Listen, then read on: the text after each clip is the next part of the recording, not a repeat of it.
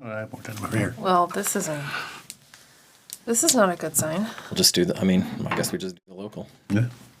Just joshing. We do have just local recording you can put up. Yeah. Which is okay. Yeah.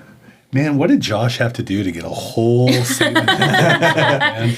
Just like, joshing. What did he do? I'm joking.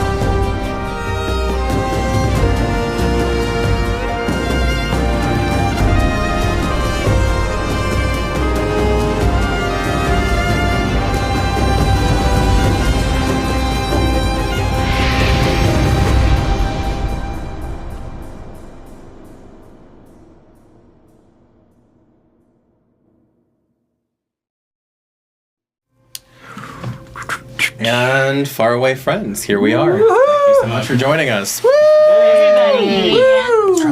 For our now you're getting confused on those tables.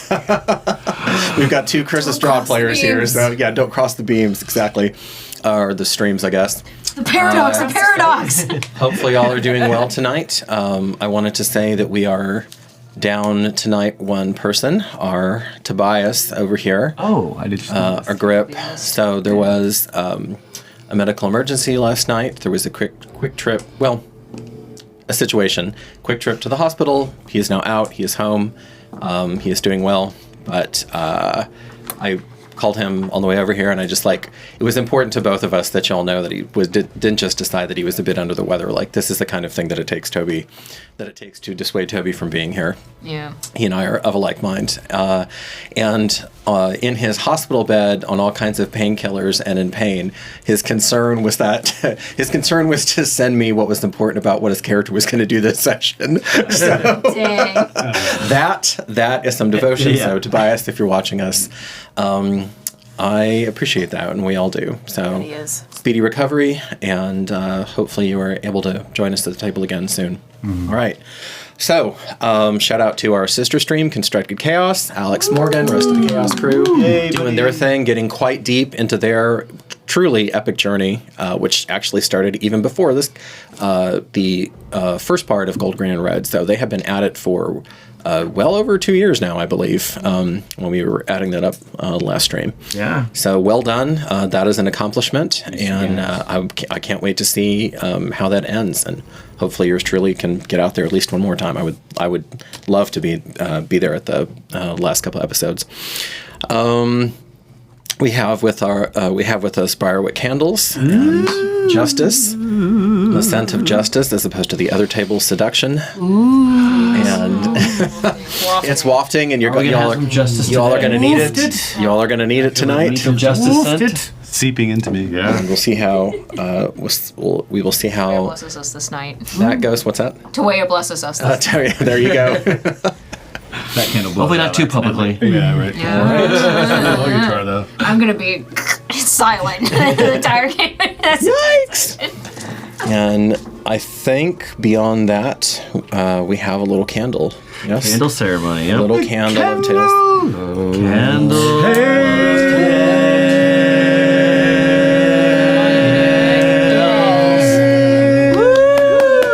There you go. I have imagine plenty of Mistress candles. of You Light. should do like the candle of the tales, like as it go around to the board before she gets to here before. So Ooh. So we can do that there every go round. So I would I have think we to need to do the get longest. coordinated. as on always. first. Yeah, you have to start with him.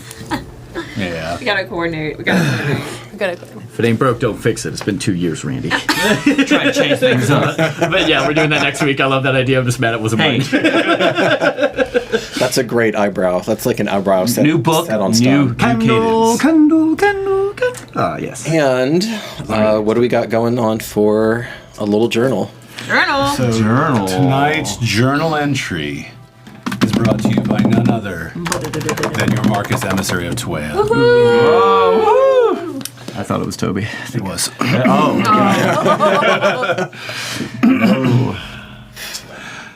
So, recently, I was asked as the emissary of the Lady of Truth how fine a line it was to lie.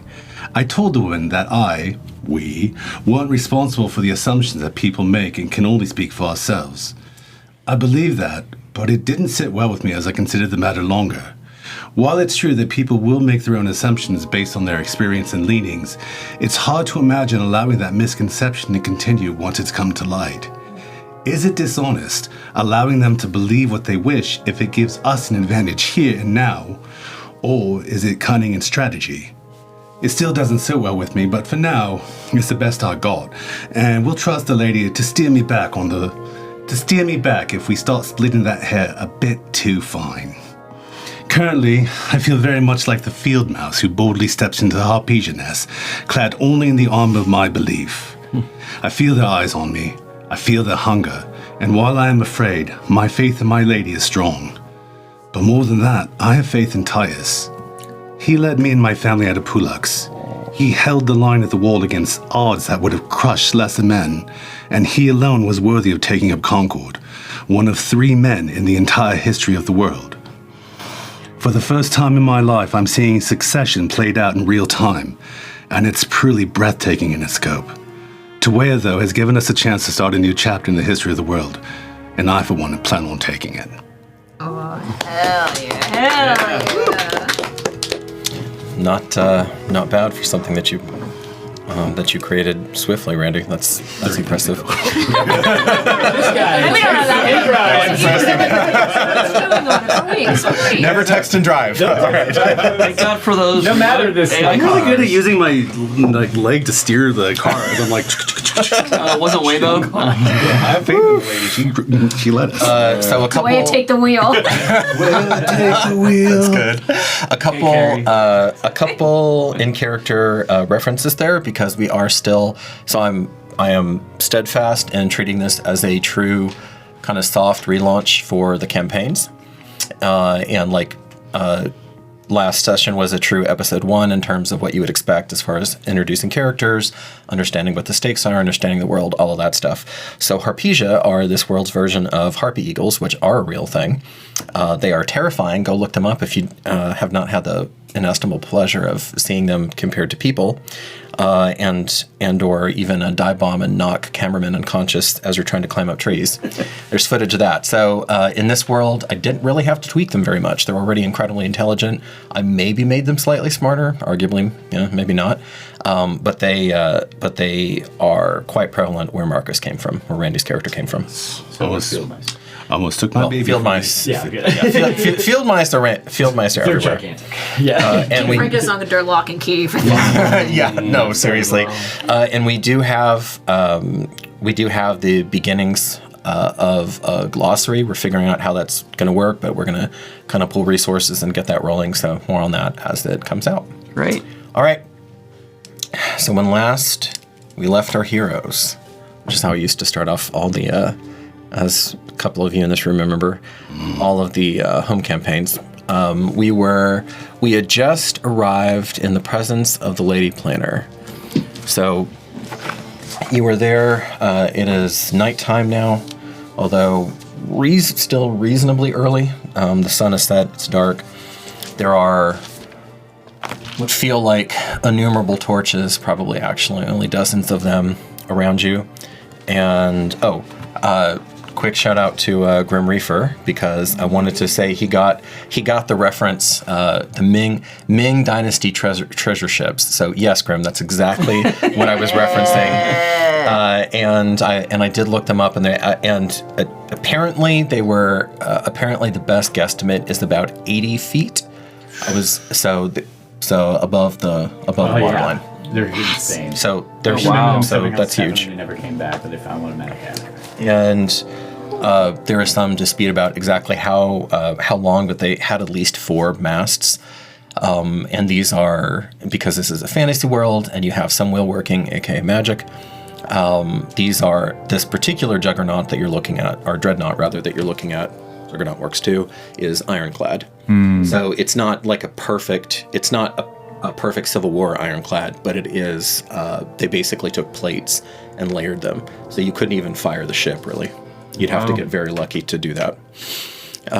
And you the inside at least. You suspect that there are other duomers, other magical effects that are going on the ship to make it resistant to all the conventional ways that you would take one out. You are within proximity of Lady Planner Shikala Junia Dinah Torinix. She is a stately, bordering on regal figure. You thought, Titus thought that she would.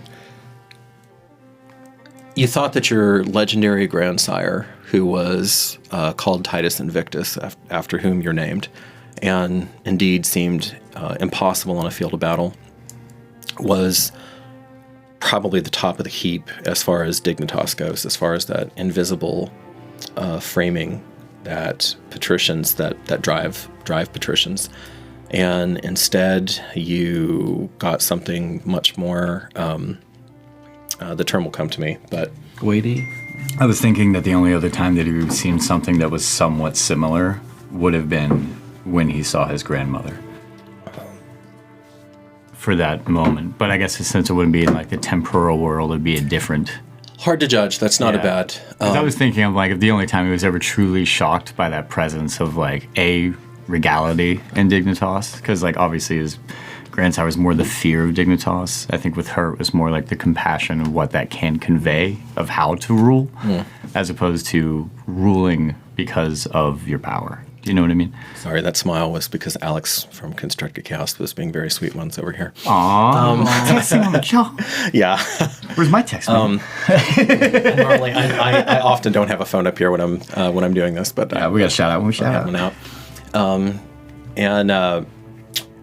No, you had thought that Titus Invictus was the top of the food chain. Perhaps your grandmother, or the vision that you had of your grandmother. But you know that if this woman is a mere emissary of His Majesty, that station of being the Emperor of the Sun Throne must convey a terrible mantle along with it. Because she's about maxed out on what a single person just on their own merits could accrue to them. Yeah. In terms of this. So this is a 7th stat that noble characters have in this campaign, and it's called Dignitas, and it essentially measures not just their social standing, but also their spiritual connection to the 3,000 years of accrued intent that's been put into the Empire. And they are willing to kill and die for it. Some of them, at least. Her daughter looks to have pulled a bit back, and the Lady Bestia is almost hiding in the shadows. She seems to prefer that to the pools of the overlapping pools of torchlight. And what are all of your characters doing as he's about to kind of square up and do that? I want to get this because that's going to be a whole interaction. I'll start with you, Mitra. Yeah, I think. Do you remember from last session? Yeah, she was still like on the boat when that whole thing was going on. But did you go with them, or did you? Are you? Oh, I'm going with. Okay, for sure, I'm going with. Okay. I'll be like within a relative distance to Titus to kind of signal that I'm probably the advisor, but not like at the same level as he is. Just based A on respectful distance. Yeah, a respectful distance. But you're staying within this perimeter that the Lady Planner has Yes, generated. Excuse me. Yeah, it's generated. Okay. 100%. Okay. Quill, what's your stance right now? Quill out, scrolls out, neutral. Keeping an armed. eye on everything. Yeah, that too. But That's one. I think they'll have like a journal ready, or at least an empty journal. Okay. With some quill, but I think not like ink, but more of like a charcoal, like a charcoal device to kind of like Kinda roughly like a court if I can So you can sketch the moment, maybe? sketch the moment, but also like if I want to write something down or if something changes, I can like kind of Quick. like rub it out and. Cool. Okay. She's familiar with the scribe gig. No, you are. But You- yeah. No, absolutely. She'll definitely like keep it a reasonable distance so she can kind of hear the goings on and make some notes here and there. Does a charcoal pen sound about right to you? Yeah. Okay. Yeah. Nice. All right. A carpenter's pencil. I don't think that's anachronistic. I think that did exist in the technology level I'm thinking of, but I'll have to look that up. Okay. It's usually like a bone handle. They have a modern version made out of metal. Marcus, yours, I was thinking wood, but bone would work too. Bone is actually perfect. Bone is on brand. Bone is on brand. So we'll go Bone's on brand. we'll go with Bone as your character. Antler for everybody else. This is brand. the loved one. And it's, You know. it's probably like a finger of somebody. So Okay, thing. yes, Didn't want to poke your eye. So out. is it the finger of a cherished companion? probably. Okay.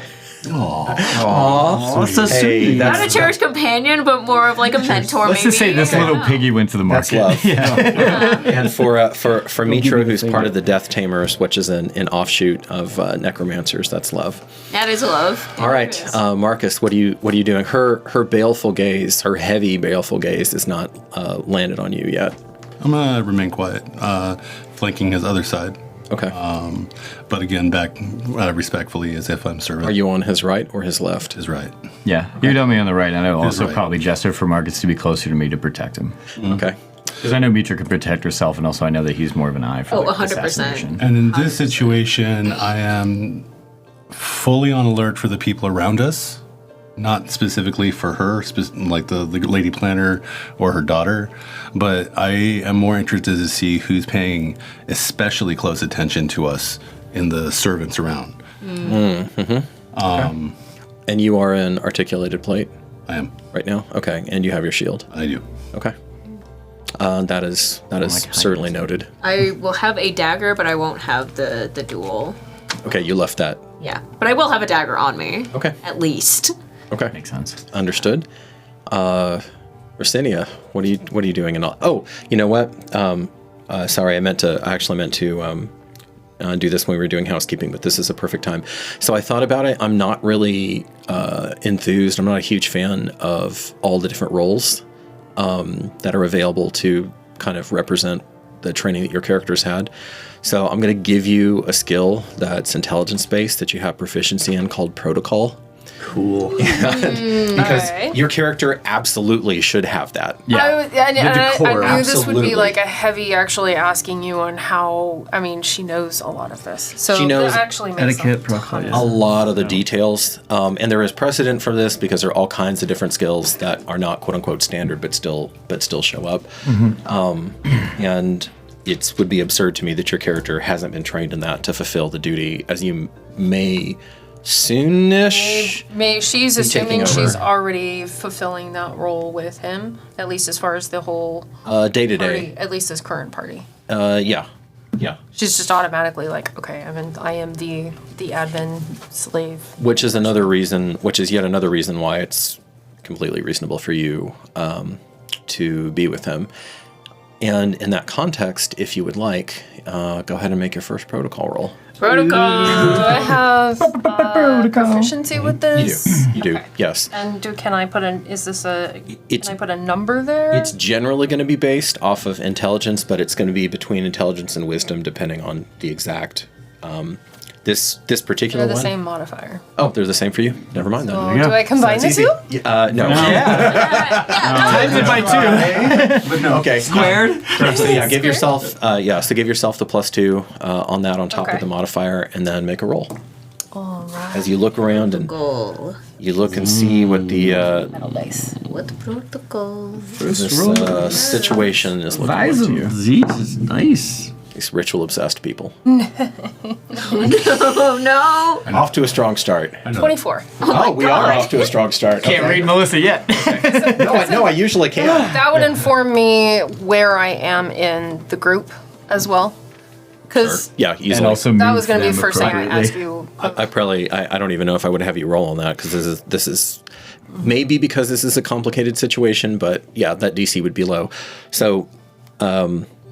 you actually get a hint of when you're in a flow state in combat, and that is to say, like, the lights seem particularly bright. You can actually see people's body language very clearly, and you're seeing the way that they're breathing. Like, for example, you see the daughter, Lady Bestia, who's retreated into the shadows, and she only seems to have, which is unusual, like that's not where she should be, and she seems to be fixated on Grip. And so Grip, our real life missing party member, is busy kind of being a dragon human person-ish, who is stubbornly refusing to wear much clothing other than trousers. He's wearing a cloak, though. He did mention that. Yes. But he does not have that up. No, because he's a stubborn little boy. And who sometimes wants to go hug dragon cousins. And Sometimes does. so she's staring at him, but you're looking, and even with that high of a roll, I need to see if there's one thing that you catch. I just get so caught up in this. I usually don't bust these dice out. I'll keep describing it though as I'm mucking about here. Disciplined. There's one guy that you peg as her bodyguard from where he's sitting. For the daughter or standing. lady planner? The lady planner. Okay. And interestingly, the daughter. Kind of akin to what he said. You know, who's all the servants? Who's clocking us? I would be paying attention. Actually, the same thing.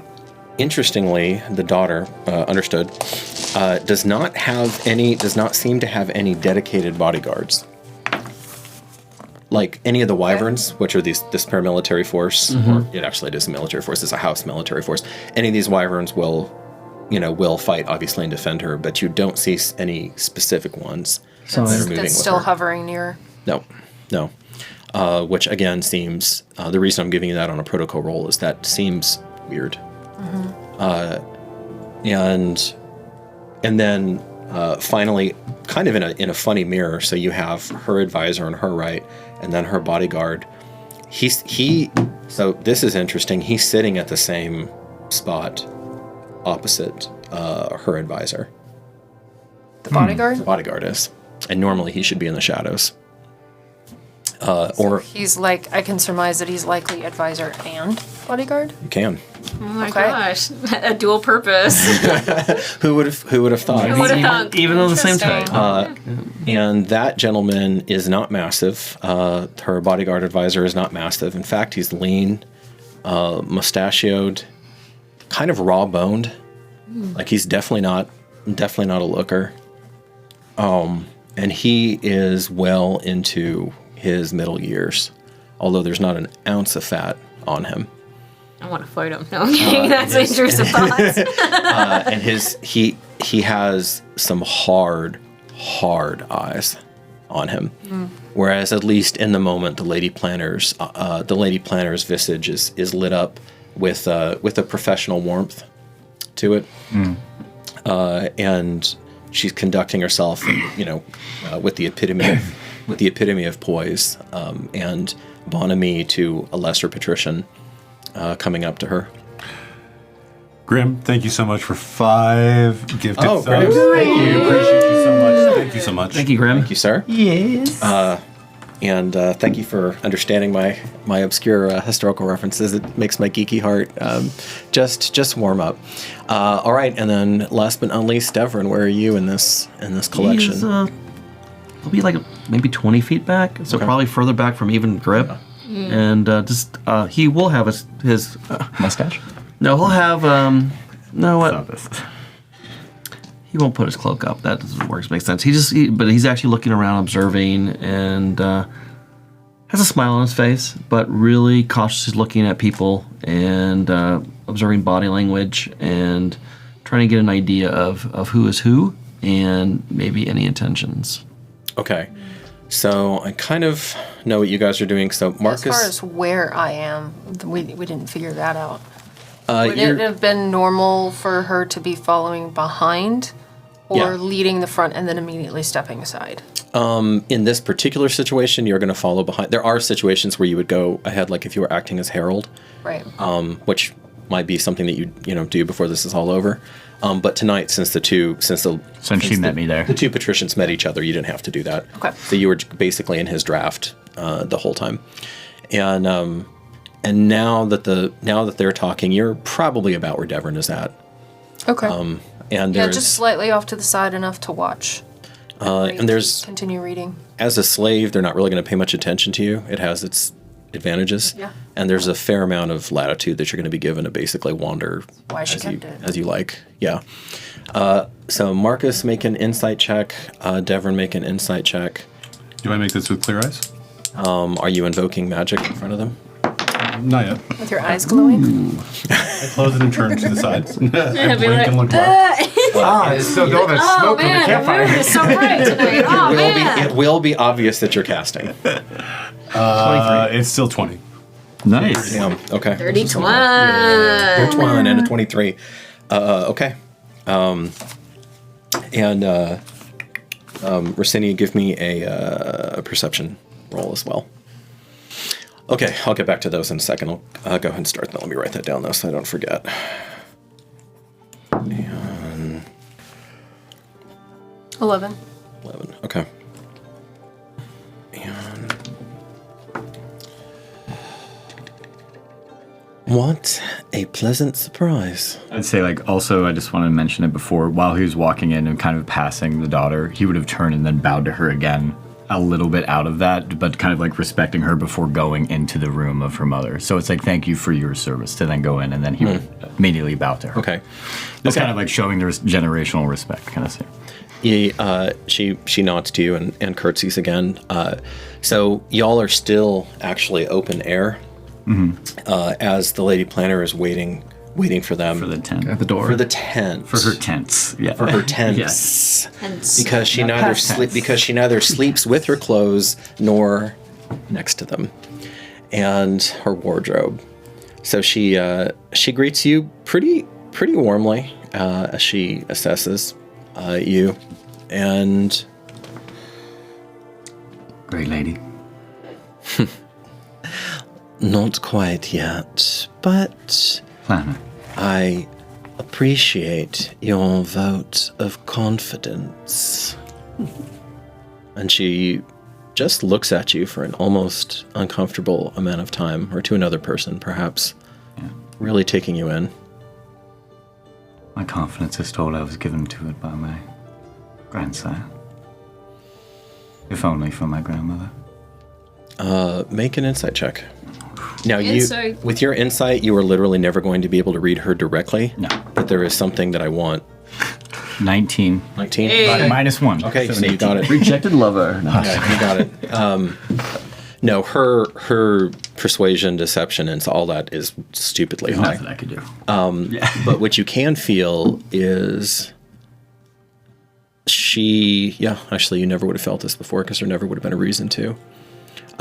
She closes her eyes for a moment as though she's just she's drinking in. It's like a perfect midsummer's night, and instead you feel her own this, and you're beginning to understand it more and more through the moment and why these lords and ladies kill for it, and are willing to die for this, because you feel her pull in that part of herself that's a portion of something far, far greater than any one person, even a genius. and it passes around you, through you, back to her, before her eyes flicker open. A trick. So her daughter is quite dark. You're actually having a hard time seeing what she looks like. Now it is nighttime, and the torches are kind of in your face. And it's a flicker. It's flickering. And it's flickering. Mm-hmm. There's a lot going on. You have not yet taken headship. Interesting. Is that deliberate or an oversight, Domini? Headship. Marriage. Of Germentum. Oh, okay. We have quite been distracted with this series of unfortunate events, some would say. I know that you've had correspondence with my sister, and I know that you have your ways of learning things about everything. There's a place in a station. Though that time is still yet to be seen if it will be mine. Fair enough. She looks at... Yeah, and he goes, no one would like to celebrate a funeral. And the rumors are true, then, that these are your, in a sense, fellowship. I've always liked to describe them with one word. And he'll look back at all of them, look back at her, and he goes, eclectic. Motley enough, yes, but no one could doubt their power. So you are well informed? She looks down, well informed enough to know what legendary blade sits next to thee, perhaps more to the point of any headship of a rustic little town. This camp, Domini, she looks over and you see 5,000 men in motion. This camp, this quaint little thing. What are you to make of it? And she starts strolling deeper into it now. Yeah. I can see that there is the discipline. It is impressive for a backwater such as myself. And weighing you. Much to be seen. Much to know.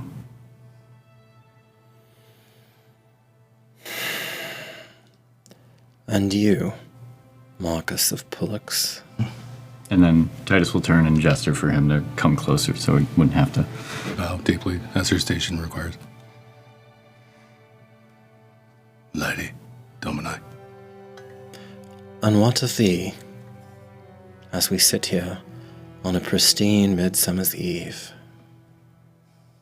about to, what? Do battle? Walk into the future hand in hand? Perhaps a marriage?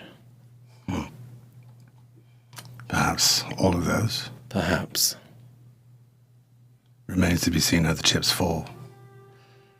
And what am I to make of this unprecedented situation? Opportunity. This is an opportunity that won't come again for a while. Oh, sweet farmer. All things are opportunities to House Tyrannics. That wasn't my query. And she actually does squat a little bit and looks at you. I suppose we shall see the truth of this soon enough. It's something we've become quite fond of up north, is the truth. She looks at you. I'm sure your whispers have Make a... This isn't exactly a persuasion check, but let me see if you pass the Lady Planner's vibe check. That is a 13. 13 total? Yeah. May I try to break through her facade? Yeah. As I'm up here watching her, scrutinizing her without magic. I'll let you right off of that 20. Nope. Nope. Not a prayer. Well, She swims. And then, making a decision, she slips a hand around your arm. Yeah, just like the walk through the garden thing. I was and she starts moving. You hear behind you, the keener-eyed, or the keener-eared rather, amongst your group might hear a and that from her guard. Yeah. As you go into the camp proper. And I'm going to be crystal clear. It's nighttime. You are walking into the midst of 5,000 fighting men. Okay. And let's see, Devrin, you were rocking the 23. So who are you looking for? Or what were you looking for? I was just looking for. You guys got AC? I'm nervous. Sorry, Devin. By the way, HT Styles gave us $20 for the Juramentum Defense Fund. Some defense fund. Thank God. Keep it alive. Band-Aids are on the way, boys. I'm looking for any sign of unusual competence or capabilities throughout the crowd that otherwise would not blend in with. I mean, as far as the crowd goes, are they all military? Are there civilian workers? All of the ones that are in your immediate area are wyverns. Wyverns? Are their military force. Now, beyond there are several times that number of slaves. But the slaves coming off of the dreadnought, which is essentially, even though it's a formidable ship of war, what it really looks like, as you're studying it, because you're seeing the belly is lowered, it looks like a massive, ungodly powerful troop transport. That's actually what it looks like. Something to you. like they use in the Ming Dynasty. I don't know if you've heard. And, and since you specifically said unusual competence, Corey, give me another roll. I'm still going to give you credit for the 23, but I want to see the next layer here. Ooh. Whoa. Yeah, man. What did that do to you? Oh, the fire. That would be a 15. 15? Okay. Heavy die. Very heavy.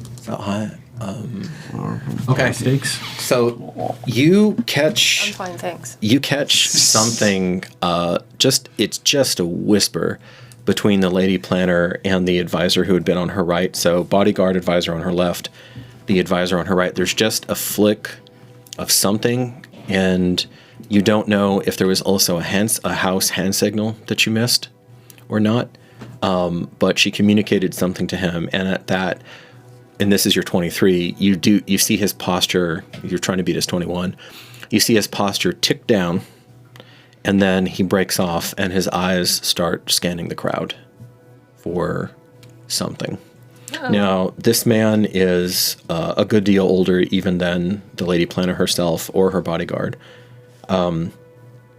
Both of them seem... She's one of those women who basically looks the same between 15 and 50. Mm-hmm. So it's very hard to tell what her actual age is. And she's dressed in the timeless colors of House Tyrannics in red and black. So, like, she has her... you can't even, like, see if her hair is gray or anything because she has it in a wrap right now. With like a ruby cinch to it, black silk with a ruby cinch to it. And this guy, though, is well into the winter of his life.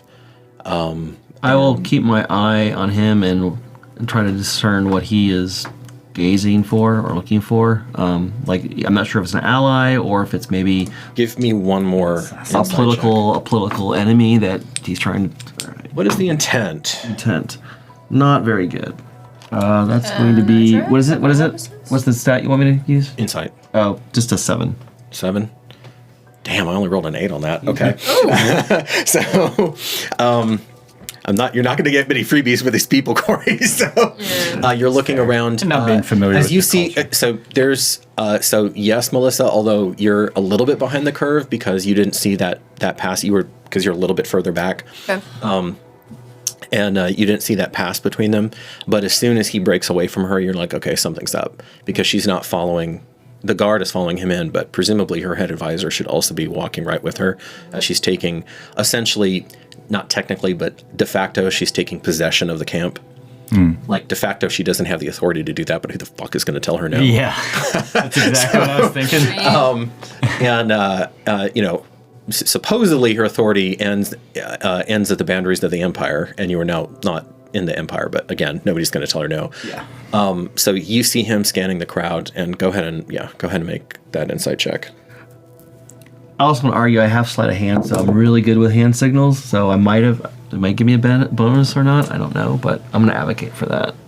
I'll keep that in mind. 23. 23. Damn, Melissa. Okay. Let's go. You do. go, Actually, wisdom you. This is a good roll. I'm gonna stick him with the same bad roll, and you do know what he's looking for. So I'm gonna remind the player, and also faraway friends who are joining us for the first time. So several years ago, a while back, there was a scandal. There was a major scandal in Leptis Regium, one of many, and it had to do with There's a few of them every There were a few of them every once in a while, and it had to do with their magic school, with the annex. Okay. And it had to do with a bunch of grimoires or magic books getting successfully heisted, which is grounds for execution. And they tracked down some of the people, some of them are dead now. However, they didn't get all of them. Oh, shit. And this guy is intent, and the reason I'm giving you that, because that flashes through your character's brain since you lived through that and you heard all about it. And you also know that Devrin was a beneficiary of that, ultimately, even if you didn't know it at the time. Yep. And So you guys have spent a lot of time with each other on that ship, and you have even on screen you had said that at one point. So Well, it was. I was only on a ship for like what, a day? you were, but Yeah. you would have heard whispers, and you saw him. Yeah, she was acutely paying attention to all of them. So you're like, crap. I need to know everything. And this guy, he's not like a man on a mission, but he's just sifting through. The wyverns know better than to get in his way. Something in your gut tells you that he's chosen. You don't know exactly what it is. It's just a feeling. But even though he does a good job of keeping his power contained, any chosen will worker who's well into his 6th decade is dangerous. Unless all he's been doing is sitting around the compound eating bonbons, But if he's challenged himself at all, Protected, yeah. And sure enough, unless you try to hide, Devrin, he eventually. Yeah, I'm not. If I see him tracking me, do I have an idea? You don't know that he's tracking you, but you see him. no. But you see him going through the crowd. So I think you would just stay there probably then if you didn't know what his intent was. Well, I'm following the pack, right? Yeah. Yeah, I'm following the pack. Okay. Yeah. All right. Okay. Well, so we'll go. But I'm still being observant about anything around my surroundings. That he's been.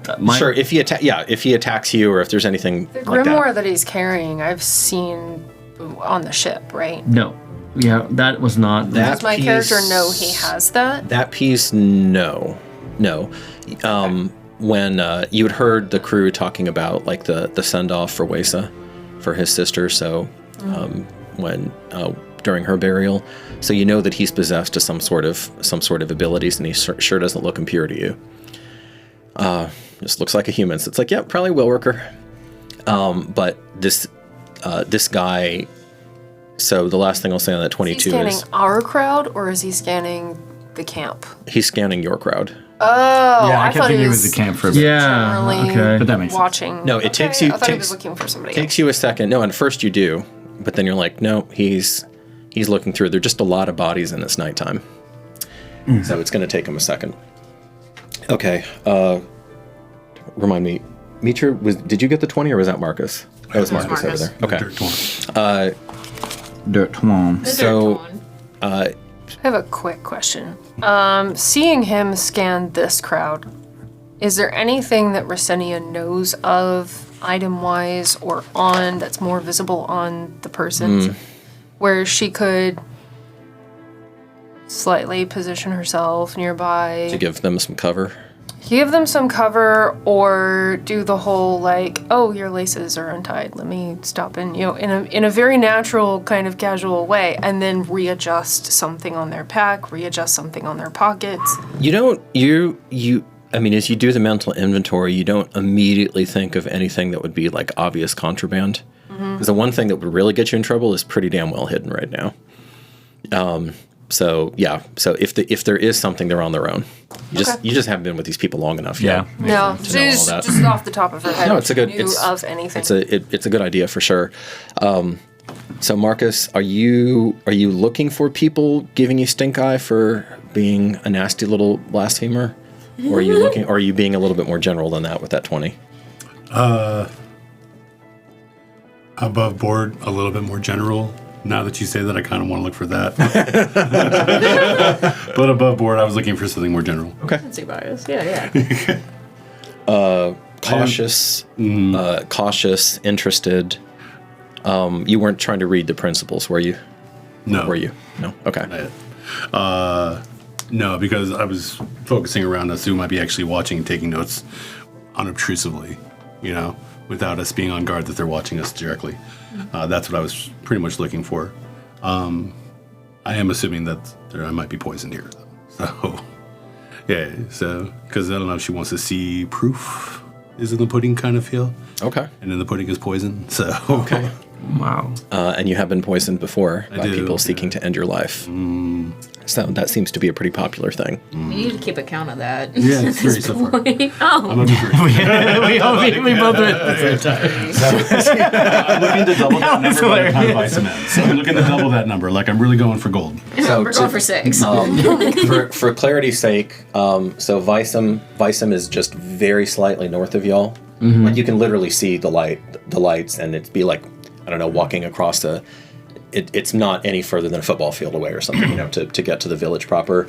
That village, just as a reminder, has about roughly 400 people in it, and it was started as a vanity project by the church. Ironically enough, about half of the population are considered, they're 12th lighters, and it's a church that claims either 10 or 11 lights, depending on who you talk to. So they're kind of like a back to basics, almost an evangelical movement. You guys don't have that word, but and they, ironically enough, they came to the vanity project of the church, and so they actually comprise about half of the population here now. And that's like a bone of contention that's just been gone on and on and on.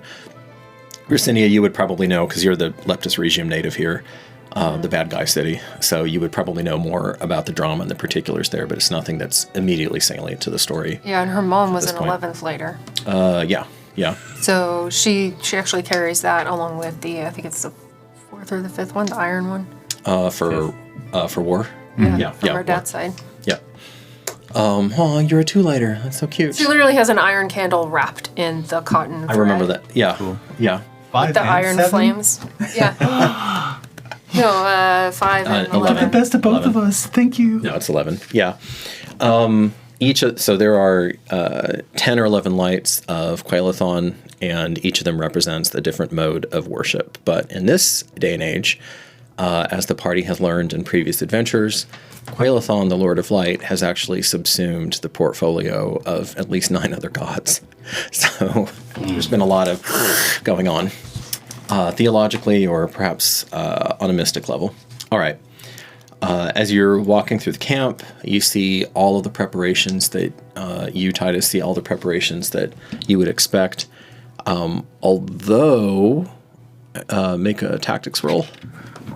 It's her and is the lady planner and Titus kind of a little ahead of everyone else. 15. I would close gap with the actual rest of the party then at that point. Now that there's space between them. Yeah, you want to keep it close when we're Keep us surrounded closer. by everybody. Yeah. Okay. Yeah, that makes perfect So sense. the other.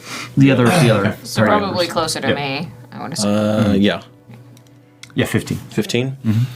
Yeah, that's high enough. So you're looking around, and this summit has been a known thing for quite some time. And even though y'all had to race down here and you were dealing with demon pugs and all, It's another Tuesday. horrors from centuries past, you still got here on time. You're a little surprised that the camp is Still being put together. Yeah. That seems either unprofessional or like they were delayed, or you're not sure what the story is, but you're noticing that. And almost like she can hear you thinking this. Yeah. I'd be like, did you run into any inclement weather on your way here? I did not. However, if you mean by inclement weather a little cult uprising, or the revelation that Leptis Regium has had a subhuman species amongst its ranks since perhaps its inception, then yes. Storms come in different sizes and shapes. Fortunately, my Lord Vaughn, such things are not my issues to contend with. I have more than enough of those awaiting me at home. Understood. You, 20, up on the north side of the tent. You, what is it? 30. Good. Get the other tent. That's for my wardrobe. And so with 2 sentences, she commandeers 50 legionnaires of Leptis Love Regium. that. And they just run like chickens with heads cut off. Slow down, slow down. You're apt to rip something that costs more than you and your mother and your grandchildren put together. And so they freeze. Go on. About half that speed. Quite delicate with the men. Always. You must enjoy serving your house. They enjoy something. Yeah, all men do. Why?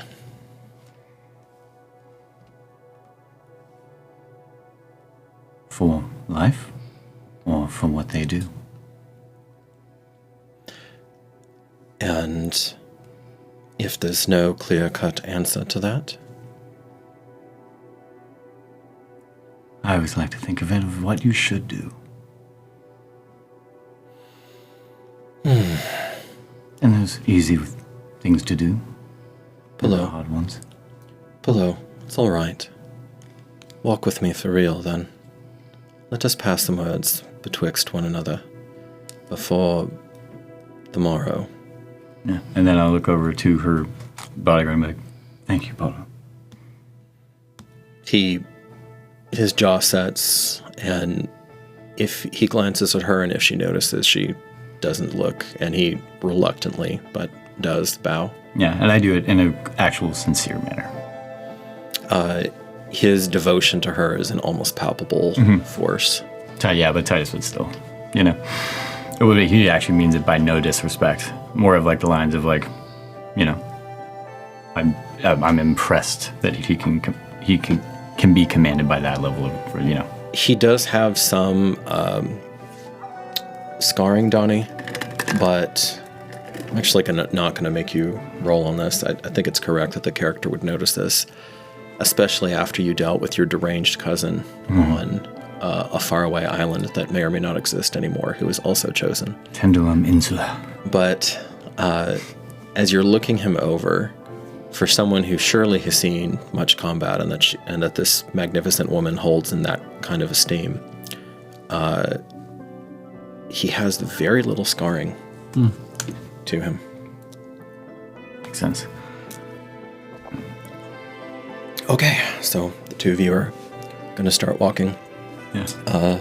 Can I? Mitra, what are you doing? Oh, I was about to say. Can I just keep a close eye on Titus? You can. Okay. Only one. Yeah. 'Cause I And also, just- only one. by way of the I'm one thank of you one. too was for One. him protecting them, is what basically how Titus kind of meant that to come across. You know? I just want to make sure that there isn't any funny business happening. They're patricians. They're all hilarious. Oh yeah.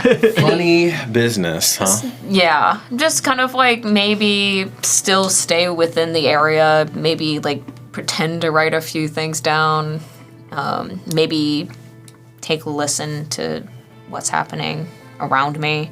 Okay. I mean, they're what, 20 paces ahead of us? Or how far? 20 or so. If that. I'm a little closer to Titus and Marcus than. And did we get a signal to stop following? If I would have noticed that you were following too closely, I would have definitely put my hand down to The two patrouille. because that could be derail very quickly. Yes, it could. No, we're not. It's truly because Yeah. if I can't control you But- to stay away, then But I do want the impression that I am the bodyguard, because even though I know Ricinia is the bodyguard, I want to give off that impression that he's not going without protection. So it was like probably stand outside the tent just to Make either a performance or a deception roll. As you attempt to assume. it's both the same. So I'll do. Can I tell that she's trying to do that? And how well she rolls. How well she rolls. No, that's Yeah, depending, that's right. depending. I'll do deception. Why not? Okay. I'm not good at any of these. Never mind, 19. Okay, apparently tonight you are. Tonight I am, I guess. Thank I'll God. take it. You look kind of poor Donnie, sweating bullets over there. I'm making everybody nervous. But So- I'll close up my book, put my stuff there, and then just stand outside. So you glance over Ursinia, and then you essentially mimic what she's doing, and so all of a sudden it looks like you belong there, and you know what you're doing. Which I do, technically. Which you kind of do, although this is a very different culture. Oh, yeah. Team. Oh, she's mimicking I just me. need or to I'm- look intimidating. Yeah, she's mimicking you. Oh, well, I don't look like I'm trying to look intimidating. Oh, more like I'm looking like you were before we got off the ship. Right, like, yeah, and like as soon as the whole thing would have come up, she would have seen her immediately just kind of go like this. Do we want to spend figure this out. a fate point to try to really influence the scene and the lady planner and potentially what that may result in? How many do we have left? 3. 3. I'm all right with that. I'm okay with that, too. I mean, I think she could be an interesting ally. That's why I'm all right with it, actually. Because I think that if anything was to sway this person, Yeah. Melissa? I agree. Okay. The table I've confirmed. been at the table twice, and this is I agree. If you're at this table, you're totally here. agree. Yeah. If you're at this table, you're making we talked a about it decision. earlier, Yep. like a month ago. Randy, do you want to? Do you want to? Such a favor. Do you want to explain what the fate point is to a faraway friend? Sure. So we, as a fellowship here, have a glorious fate ahead of us. Something incredible, something that we have been working hard towards and accruing these fate points. Now, fate points are a way of moving the story and the situations in our favor, but we do not have absolute control over that. That's always going to be to you. We have a certain amount. One is current and one is full. When full, we have a set amount that you have come up with that we will reach our glorious fate. Like a grand total versus Like a grand total versus a current total. Right now we have currently 3, now 2, because we have just spent 1, and hopefully it will come out in our favor. And next It will. time, this is how fishing It works. will. I mean, it's always been incredibly helpful. And how do we gain them? Before. It's almost gain like a party. By doing our glorious fate. Like by It's participating. a party inspiration. It's like a party inspiration, but more special than that. Yeah, much more Oh, special. way more special. Much more special. So Marcus, as you're waiting out there and you see Mitra, surprisingly enough, like just almost immediately adapt and just throw out Hell yeah. throw out what she was doing with the Death Tamers, and all of a sudden isn't so much of a Death Tamer, but is one of the Fellowship and supposed to be here. Right. Marcus, you hear Do I hear it anywhere?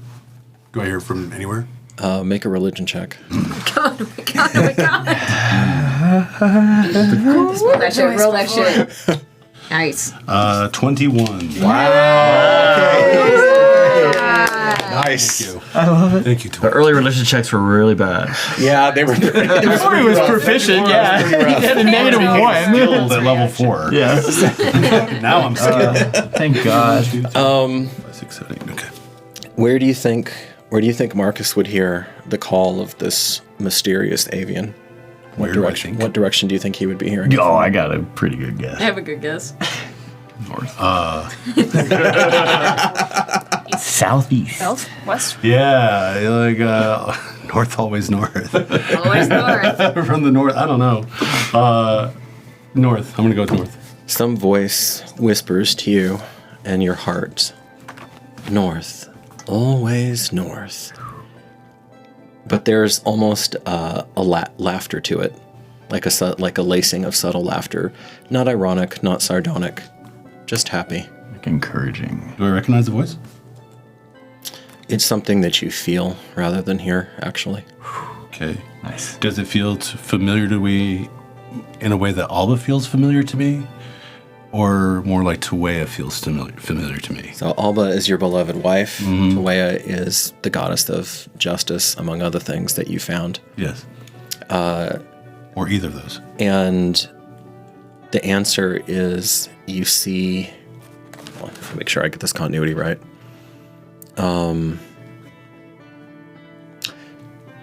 You see, coming with the sunlight behind him, a figure that has a pendant that doesn't exist anymore, except that you were bringing into the world. And you hear, feel, know. He'll have a sword brother soon. I just got chills, guys. Like literal chills. So that I'm not dense, I can infer that he's talking about Titus specifically. And in the same way that while he might be the Bellator Sanctus, there's lesser degrees to that, maybe? Squire. Maybe. Yeah, maybe. Okay. Do I see that person? Or is it just sort of mentally? You look across the Kogi and you know that a very special child and their protector is coming. Wow. My hand's gonna go on Grip's shoulder, just give it a squeeze, like a really reassuring squeeze. Because I'm sure he's close to us. He's stayed within our... Rip. Yeah. Rip has wandered off. Again. Grip. And as you guys look around, you do not see a shadow of a lady. Bestia. Did I see him wander off? Probably. Did I notice who he was wandering to? Probably. You can make a scaled guess. I'm gonna say she kind of clocked that earlier, and she's like, wasn't surprised when it happened. Okay. Okay. So, a few of the wyverns open the tent flaps up as it's being erected at double speed, but not too fast. Checking it, and there are a whole series of things that happen that you kind of knew, Titus, and yet to see them unfold in front of your face is something else. You see these, you don't know what they call them in the house, but essentially these investigators, and sweep through, and they look to see if anyone has planted anything, if there's any weaknesses in the tent, if anybody slid up, if anybody slipped an asp, if anybody's anything. And you see like a small army of them swarming over her area. And by that point, Corey, there's been an exchange. So that's happened. Now, her elder will worker advisor has caught up. Presumably that exchange's over. I may retcon that if things go completely off the rails with him, but I don't think they will. Okay. Hopefully not. But most likely, the man comes back in. He gives her just a quick bow as he basically re-enters her sphere. She nods to him, and you see him begin to meticulously. It reminds you. Oh gosh. The Emperor's New Clothes? The one on the island who... Avad? No, not Avad. It'll come to me in a second. This is what happens when everything's analog Cassius. up here. He's slow. No, it was the sailor. number two. The sailor who was pretending that he didn't know how to read and write like everybody else, but he actually did, and he could ritual cast. Vivius. Thank you. Yeah. Yes.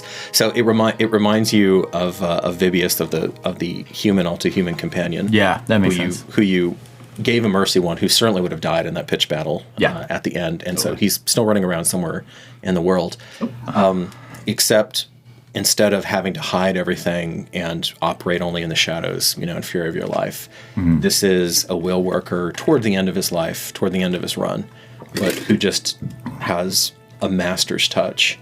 And almost in slow motion, you see him going through and essentially ritual cast for, it's like the better part of 20 minutes that he's going through. And he's using multiple layers of will working and checking various things. No, and the Lady Planner doesn't seem put out by this. This all seems very ritual. Not ritual, but procedural. It's procedural. Yeah, it's just happens everywhere they go. And as she starts to sit down, I mean, the servants, because some of the slaves have been let in, the servants run. They have the nicest fold cushioned chair that they had from the Dreadnought for her to sit down on. They provide one for you as well, and then she's just kind of holding off, telling you about some of her travel here, and she's interested, and it gets very mundane. Yeah, he'd be standing until she gestured to sit too. At that point. As a way of respect. Okay. Okay. So the older man with his universal sign of wizardry, the staff, has found you.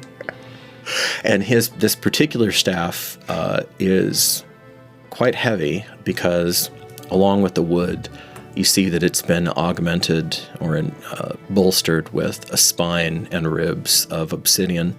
And at the top of it is in the hands of a lesser man, which it would look almost garish, but the ruby that crowns it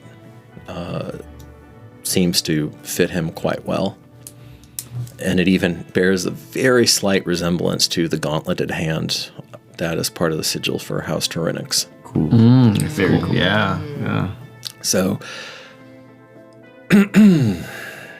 young man. Yes, sir. You may address me as Magus. Magus? Indeed. A slight little... So, you're what's all the hubbub has been about in the annex. Interesting. Hubbub. Can I move close enough to be within earshot of this? Sure. Yeah, you guys are all pretty cozy at this point. What exactly are you referring to specifically, sir? I guess. That unfortunate little incident, part of what is imperiling the magistrate's major bid for Leptis Regime to be brought back into the fold. Because if he cannot control his school of mystery, the pathetic shadow of one, I should say, then what hope is there for good order and discipline? We do not need additional problems under His Majesty's banner at this time. At least that is my perspective on such things. And you, young man, are a living proof of additional issues lurking in the bowels of Leptis Regime. I do not wish to be an issue. I am here at my lord's request. Oh, I understand that. But, well, at least you have a good skincare routine. We do appreciate those sorts of things in House Tyranix. And Why, thank you. He says, get him that recipe. You have the secret of the word, yes?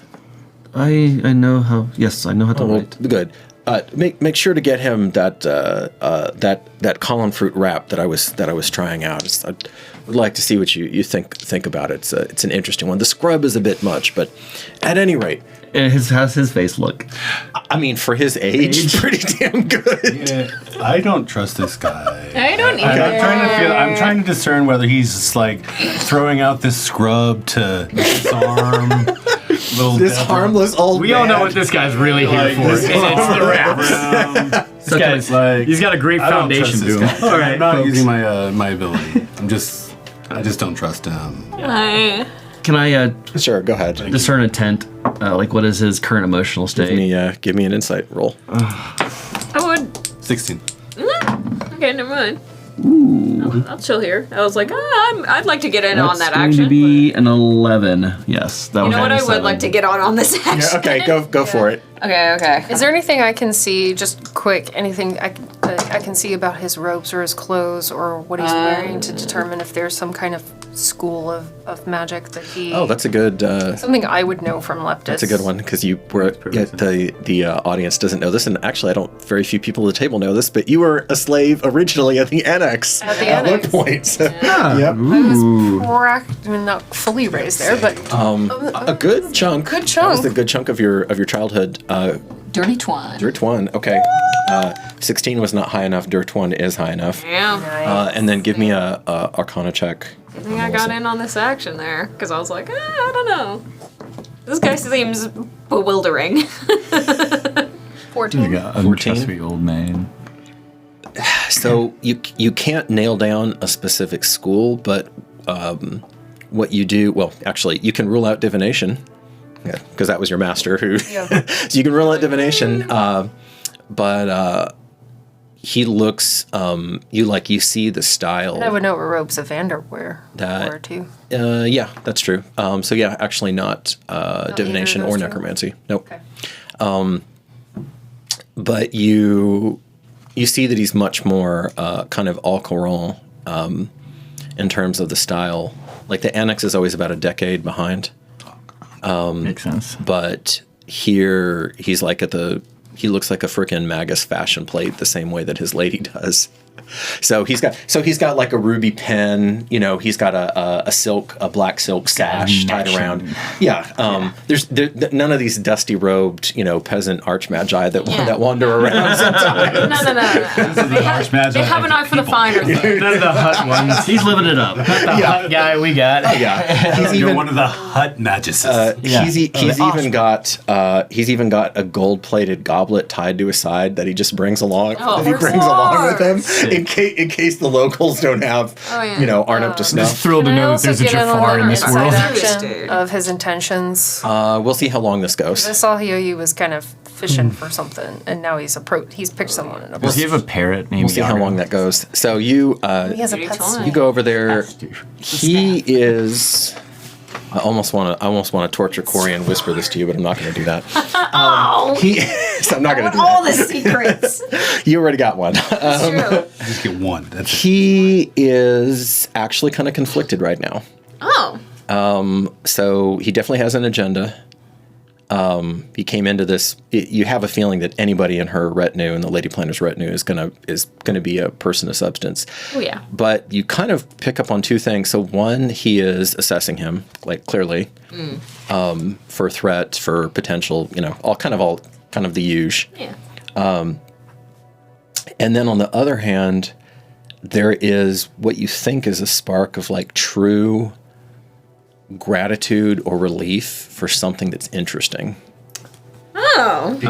Because you are catching a man at the end of his life of immense power who is bored to frickin' tears by this entire proceeding. Okay. Because remember, they've already been here for moons and moons, and you assume that when they were talking about a forensic audit, I mean that this guy, as one of the few people who can read and write in a retinue, that he's probably been up to his eyeballs in ledgers and tax returns and agricultural reports, etc., etc. Copy that. Magnus, I presume that you know how to play Succession. Rather well, one might say. Yes. Then perhaps... Are you an aficionado of such, young man? I've dabbled in such. I enjoy the game. Well, Many facets to it. yes. Do you prefer a more offensive strategy, or perhaps something more conservative, the long game? The latter. One that perhaps also brings on additional pieces. Well, they're going to be at it for a while, I see. Once someone catches my Domina's eye, then it's, all right. And slaves rush in. And they start setting up a game of Succession for you right then and there. Absolutely. Doesn't matter that they're 5,000 legionnaires running around. I love it. And he plops down, and all of you who are paying attention to this are. How would you interpret that? So all three, Ricinia, Devrin, and Mitra, who are like really. I didn't say it, eyeballing, but who are really, What? 3, 4? yeah, 3 right now. I did. Oh well. Damn. There is some other layer going on that the three of you have not yet been able to put your finger on. About With him and this interaction, you're not sure yet, but there's something kind of percolating there, like something that you've felt before. All of you, yeah, all of you. So in the game specifically, I am attempting to add several layers to the play. Some subtlety, deception is part of the play, and obviously bringing in additional resources, whether it's queening or whatever aspects to the game that hints at. Like you're playing a long, deep game. You're deep not trying to do a game quick tactical. where outside resources can be very useful to the tactics. Okay, Corey. I'm trying to play that. Okay. Yes. Before the scene ends, I'll give you a roll. I'll give you probably 2 rolls for that. That's good. That's a good approach. So there's been a bit of chit chat. He at one point the magus gets up, stay right there, and runs over. So there's this intermission of about 20 minutes or so, and then he comes back, and that's when he was checking the tent. Oh, okay. And while he was doing that, the lady planner seems to be waiting for something that isn't happening. All right then, and she gets back up, and she says, "This central pathway, all of you people." And she clears about 200 bodies out of her way, and they just get up and leave the avenue. That's better.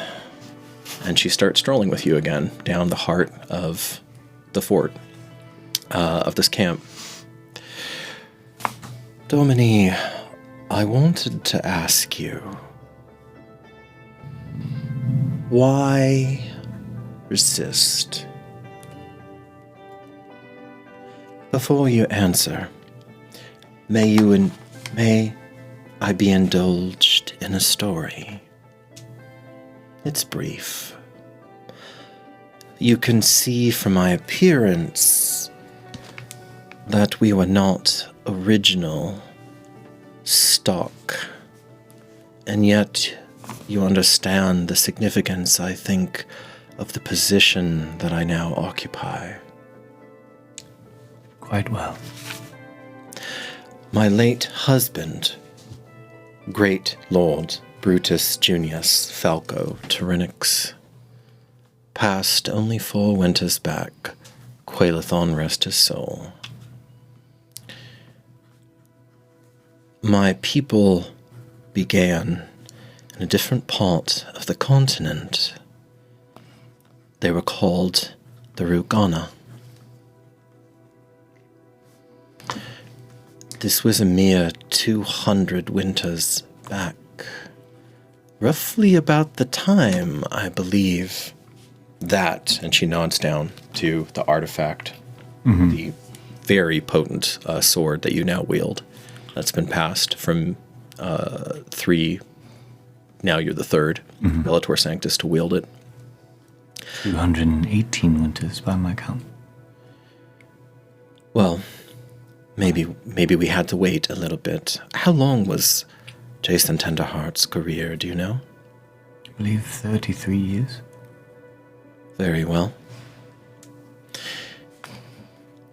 My people had the same choice that the Tarthagoans faced, the mighty Tarthagoans. At the time, now they predate us, but they were a rival for the Empire. Some counted them as the favorite to win that war. Really, it wasn't a war. It was an all-consuming, cataclysmic conflict. How's that for some alliteration? I think you'd enjoy one of my members of the party. She smiles a little bit, and there's a twinkle in the depths of her eyes. They chose poorly. And now I can visit their remains, where even all of these centuries later, nothing grows.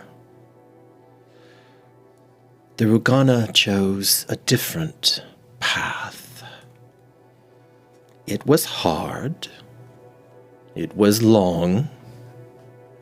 But in the long, cold arc of history, they are corpses, and my daughter or granddaughters will be an empress.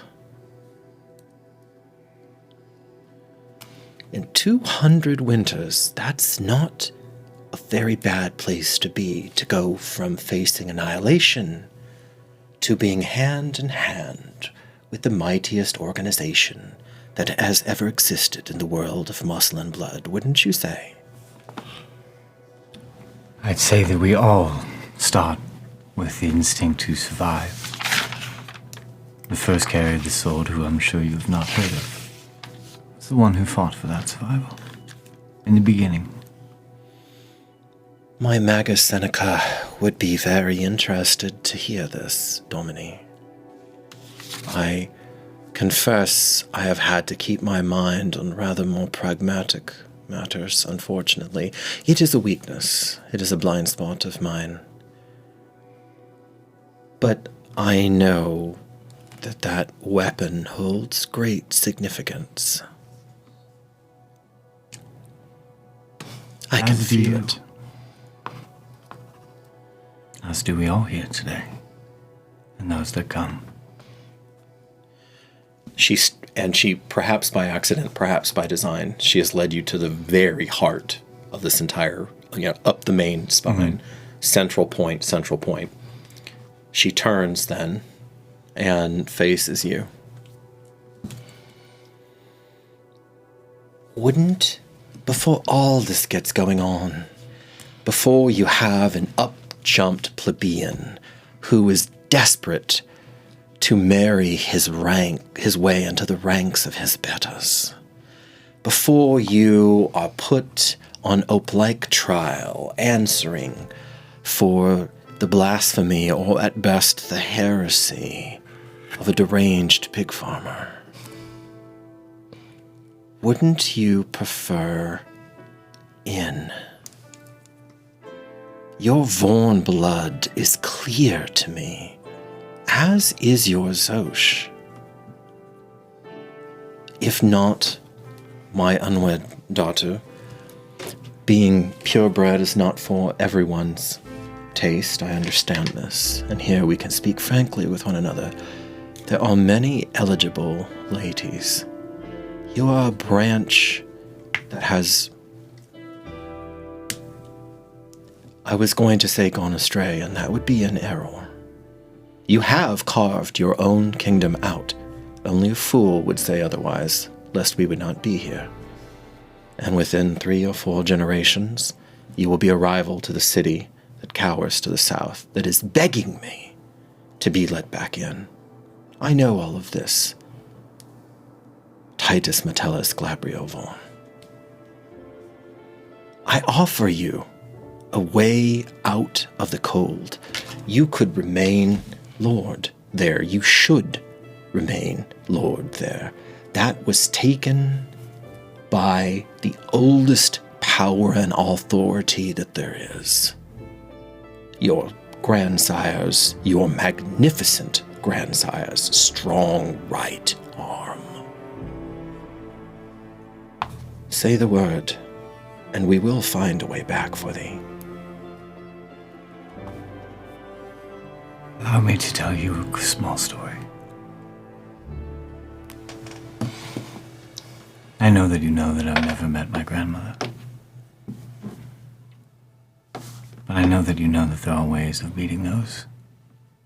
Blood has power. The greatest distinction that I can save my blood from Zosh to Vaughn. For Vaughn I've seen would have taken it. But the Zosh that I see within myself knew what true power was. And it was giving it away. Just do what is right. I thank you. For this is the first time I feel as though I am more her than I am him. She smiles. She reaches to, like, for your hand like that. Yeah, and he actually does clasp it. He's being very sincere.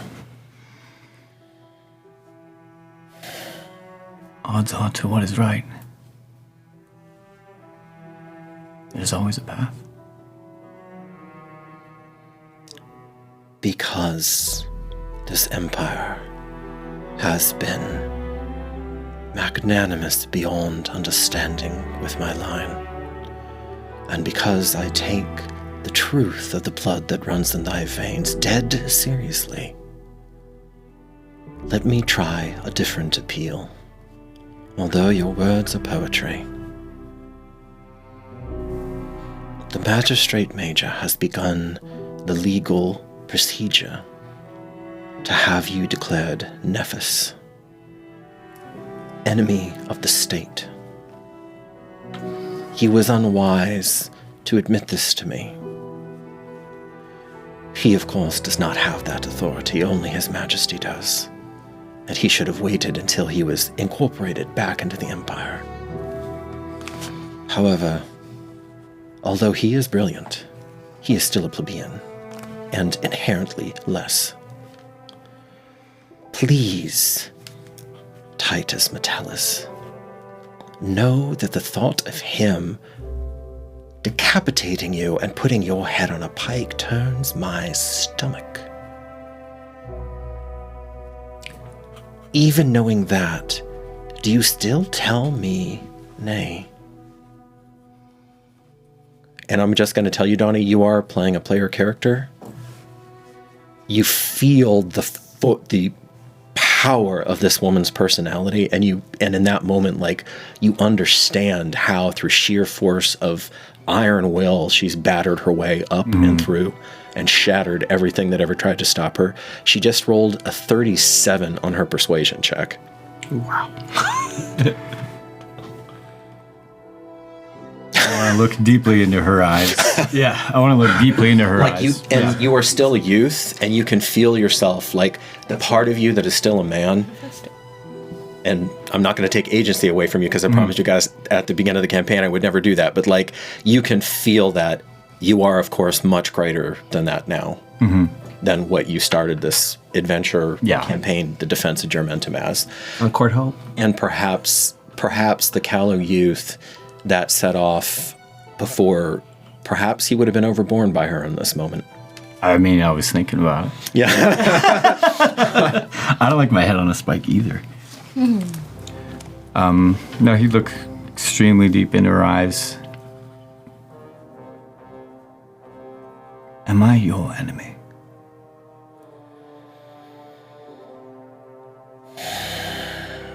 There's one blessed truth. Is that who we are, we get to choose. Not for those who can't. She squeezes your hand slowly, lets it go, takes like a quarter of a step back. I am attempting mightily to understand if you are or not. I suspect by this time tomorrow I will know the answer. It pains me that you are not a clear-cut ally. But because I like you, and because I admire courage in a man, even if it's against impossible odds,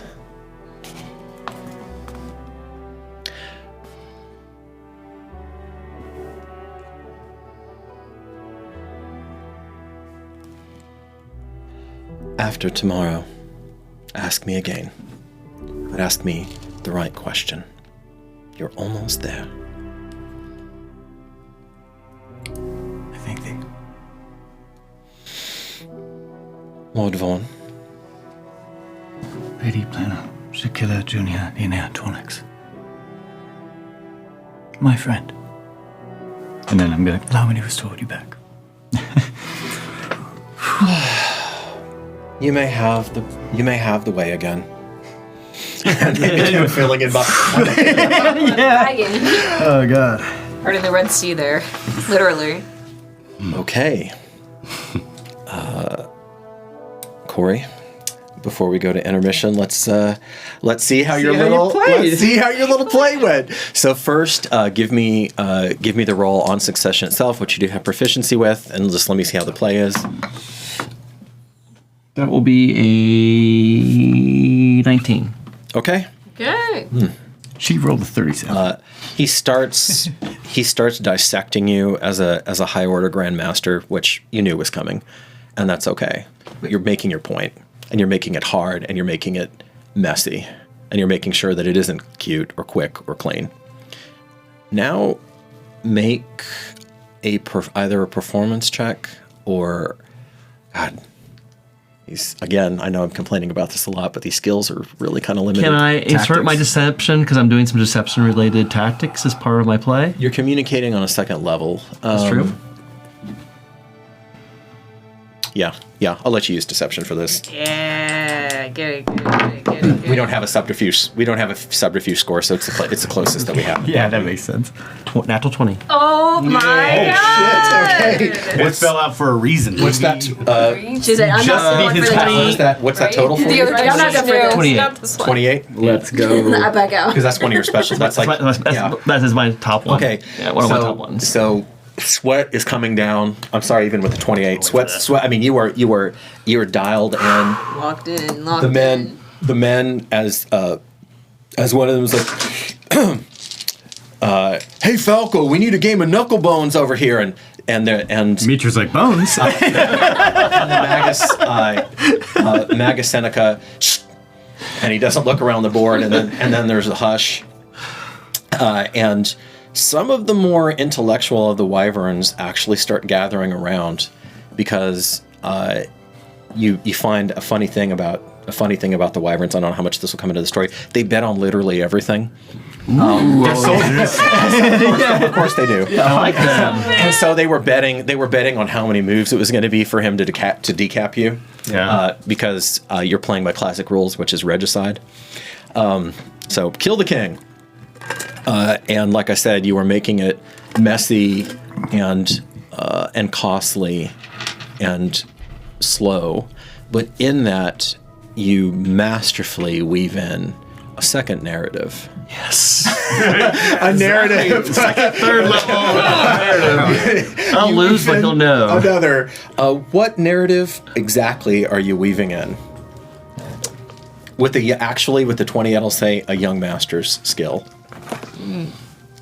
He is weaving in that the narrative of the fact that one can lose a battle but win the war. And so he is drawing out the battle Sure. to reduce the resources, with a narrative knowing that there are artillery reserves that will eventually come into play, and that the side that he's whittling down is really a deception and distraction to the real target and the advantage, which is on the other side of the board. Okay.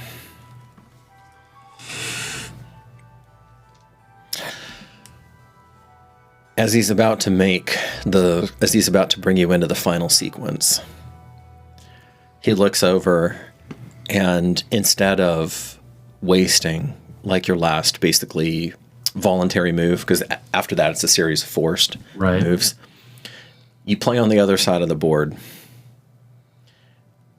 He raises an eyebrow as he looks at you, and you actually hear a little. All right. And he looks and he says, I'm weary. And he gets up, and he does not finish the game. So, Loser. You lost. How many eyes are on this game we're going on right now? How many wyverns are in there? Yeah, like, I mean, About 20. 20. Yeah, About okay. 20. We just dropped connection. Oh, Oh, no. Uh-oh. Good time for. okay. I guess we're doing an intermission. Yeah. wow. Yeah. Perfect. He walks away from the board. All right. Everything goes black.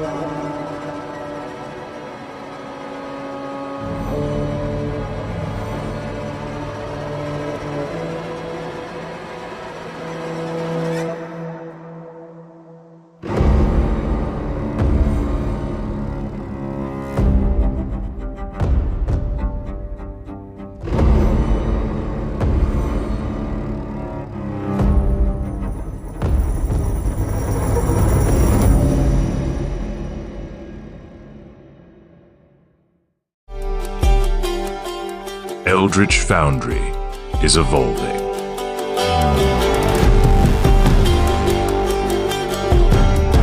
Bringing you a virtual army of miniatures like never before in full tabletop-ready color. Paint your miniatures in our upgraded creation tool, then bring them to life in stunning one-to-one detail as 3D printed miniature masterpieces. With complete control over your digital color scheme, you can point and click for simple color fills or go all in on highlights, shading, brush techniques, and more. Create epic heroes and madness-touched monsters that are truly yours.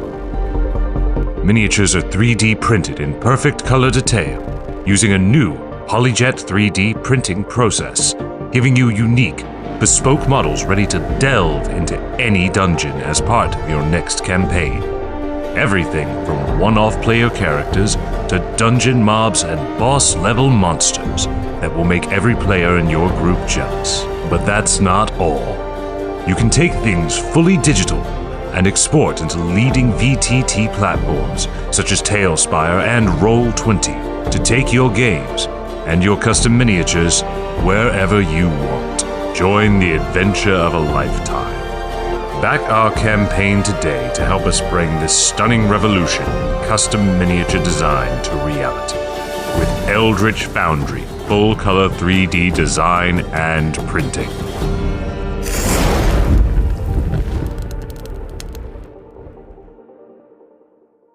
While Welcome to Constructed Chaos, a D&D live play channel where you get to control the game. Join us on Wednesdays at 7 p.m. Central Time for our in-person live stream that allows you to influence our adventures in major ways.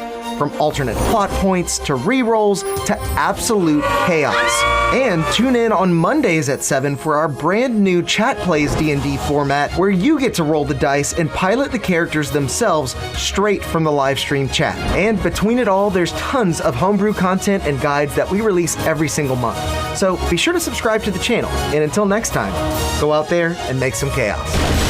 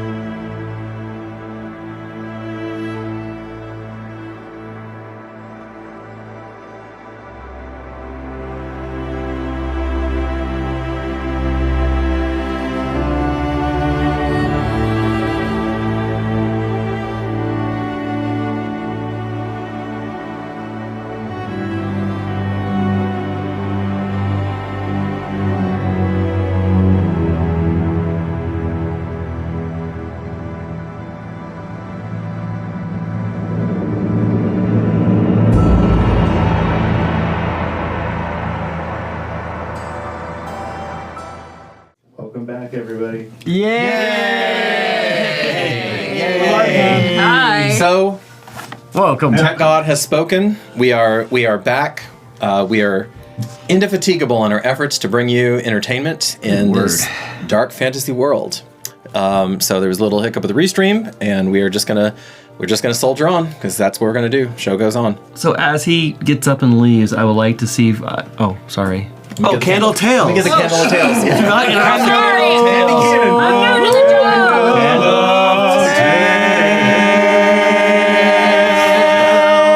Okay, so you were finished. This is going to be the last thing before I hurry you guys off to bed because we are gonna. I promised us that we were not going to spend 6 sessions on one day, and I'm gonna because we have done that before. I just want to see if I can. Done that multiple As he gets up and leaves, I want to determine based on how his stamina and how long. Or try to determine based on his stamina and how long he lasted and his movement whether or not he may be chosen. It may be an age thing. So one thing. You observe him, but one thing that you don't know, because you're never around Old Lion, one thing you're not sure of is how much being chosen helps you with that specifically. You know that if he's chosen, like, he still can take a hell of a beating, like that's not going to change. But you actually don't know if the tiredness that you're looking at is how much to attribute to what variable. Oh, right. So you'd have to see him, like, you'd have to get a couple data points, and then maybe you could make that roll. Okay. But go ahead and note down that this is data point 1. Data point 1 acquired. All right. Okay, and for brevity's sake, I'm going to say that y'all spend that night. Well, actually, as the leader, you decide. Are you spending that in the camp? They'll kick up some rando legionnaires for you to sleep in those tents, or do you want to spend it on the Frankus on the boat that got you here? Oh, the Frankus. Okay. Because it would also be a plan for like Elry and them, like, all right, you guys are gonna go. So they didn't take off already? And then no, because they have to leave with the tide. Okay. So, or they want to. They want to. Yeah. So they're going to leave basically at dawn, and they will be back 2 days. 2 days from that dawn, they will come back. So these are the 2 days that the summit supposed, in theory, is taking place under. We'll see. Okay, so you're there, and as see, you have 3 companions, Donnie. You have 3 childhood companions, and Jubilo, who is. But Jubilo stayed back. That's right. No, he stayed. That's why I had his character sheet out. Okay, so Jubilo, who's the most intelligent of them, did stay back, and he's essentially master of ships, taking over the economy of Geramentum to an extent, and looking at the navy. And since he's about your age, like, there's still a lot for him to learn, but he's maybe the keenest mind of his generation. The 2 that you do have with you are Lepidus Minor, who is a lovable meathead, he can't anymore, but he used to be able to beat you in arm wrestling sometimes. Yeah, when we were 12. And he basically is as broad shoulders as he is tall, so he's like a human-sized dwarf. Yeah, wide as a door. And then you have Elry, who is Kithki.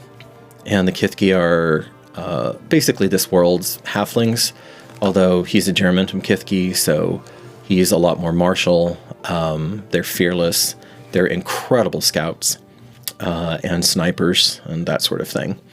And so the 2 of you, or the 2 of them, basically in the pre-dawn gloom as you gather your things, Elry says, "You're really going to go in there, huh? He's a lord now. He's always been a lord. I know, but he's really a lord now. So, you're really going to go in there, huh? Lord." I have to. This is below decks. Yeah, and this is entirely like out of character for what he usually does with them, where he's kind of actually showing his kind of like, he's like, "I don't want you to. I want you to come home." Can I be listening around the corner? Sure. You're coming out of your own meditative state, and you have to leave soon. I have to go so we have a home. Help me take off my armor. Oh, okay. And it's just very ritualistic because he can't, he can do it himself, but it's like something that they've all done. And Lepidus Minor, who of course is blacksmith father, has come back into service because so many of the Myrmidon that protected Juramentum, so many of your military force have been shattered and destroyed. And he's actually now leading the military force back home. It's in capable hands. But the son, who probably doesn't quite have his wit, nonetheless has all of his heart. And as he's going to say goodbye to his dear childhood friend, who also happens to be his lord, the only thing he understands to do is to kneel. You can stand. I wanted to give both of you a gift. He comes back up, and Ellery's eyes are quivering right now and glistening with unshed tears. Is there something that you wish to know about yourself that you are afraid to ask? And Lepidus looks stunned at that. Ellery considers it.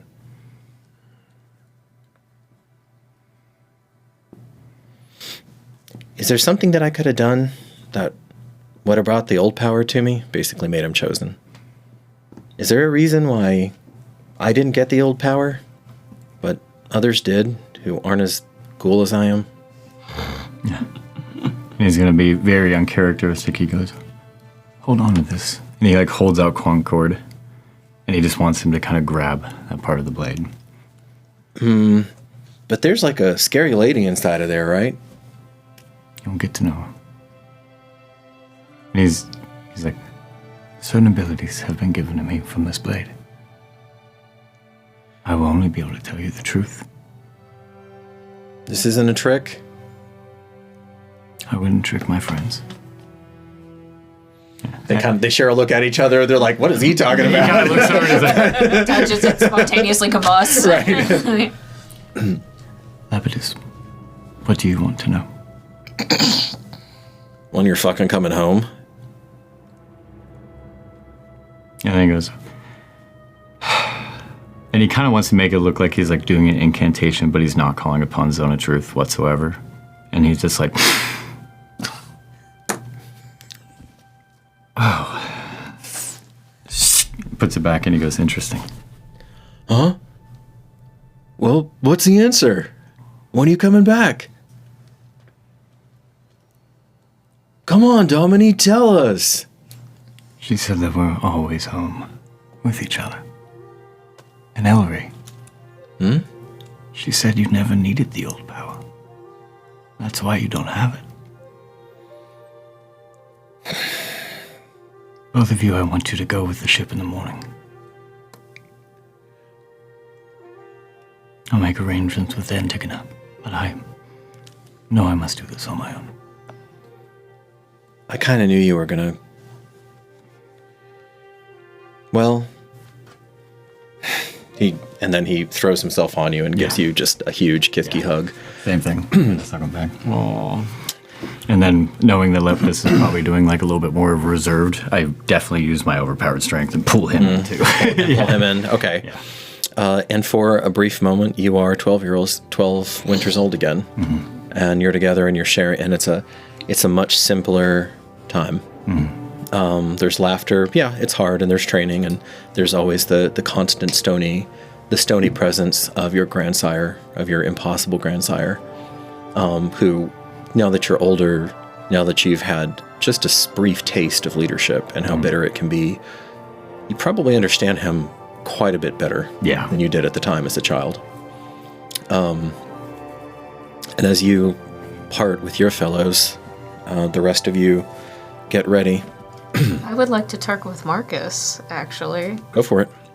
I don't know where you would be, but we will knock or... Yeah, just in a room, There's only the captain's cabin, so you were in a hammock. They'll make their presence known. You were in a hammock, yes. Resting as long as I can, because I know the work is about to happen.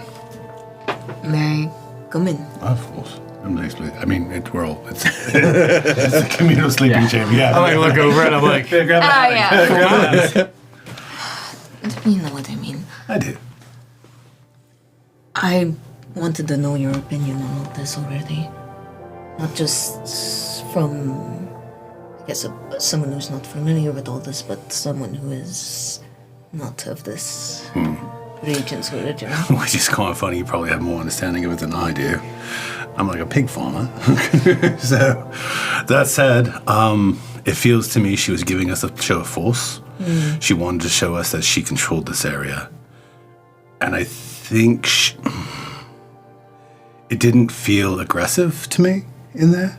It felt more exploratory, like she's trying to get a sense of where we stand. I don't know. Like, I was listening to the Magus last night, right? And when he was playing chess, and it doesn't seem like they... Secession, sorry. Secession. Secession.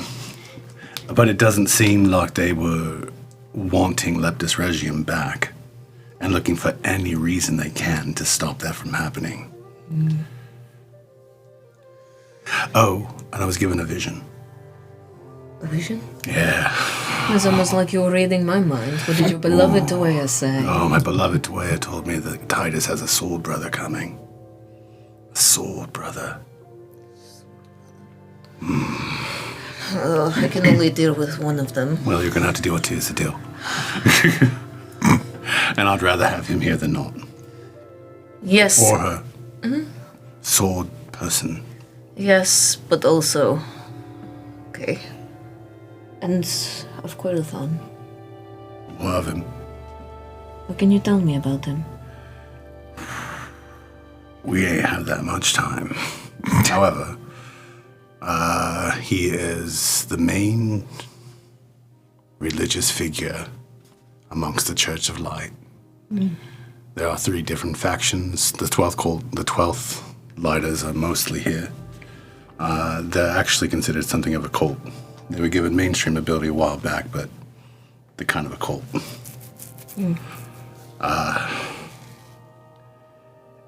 I have mixed feelings on what and who he is. I believe he exists as a thing because people have been worshiping him so long that I believe he does exist. But I believe that the church has been using him to gain control of the masses because they have never been taught otherwise. And every light that Quailthorn grabs, not in his own name, but in the name of men who control Quailthorn, every single light, I believe at one point or another was a god. That they have been quietly working out of the mainstream pantheon. If nobody's left to worship the goddess of love, or the god of love. And who else is there to worship? Yes, him.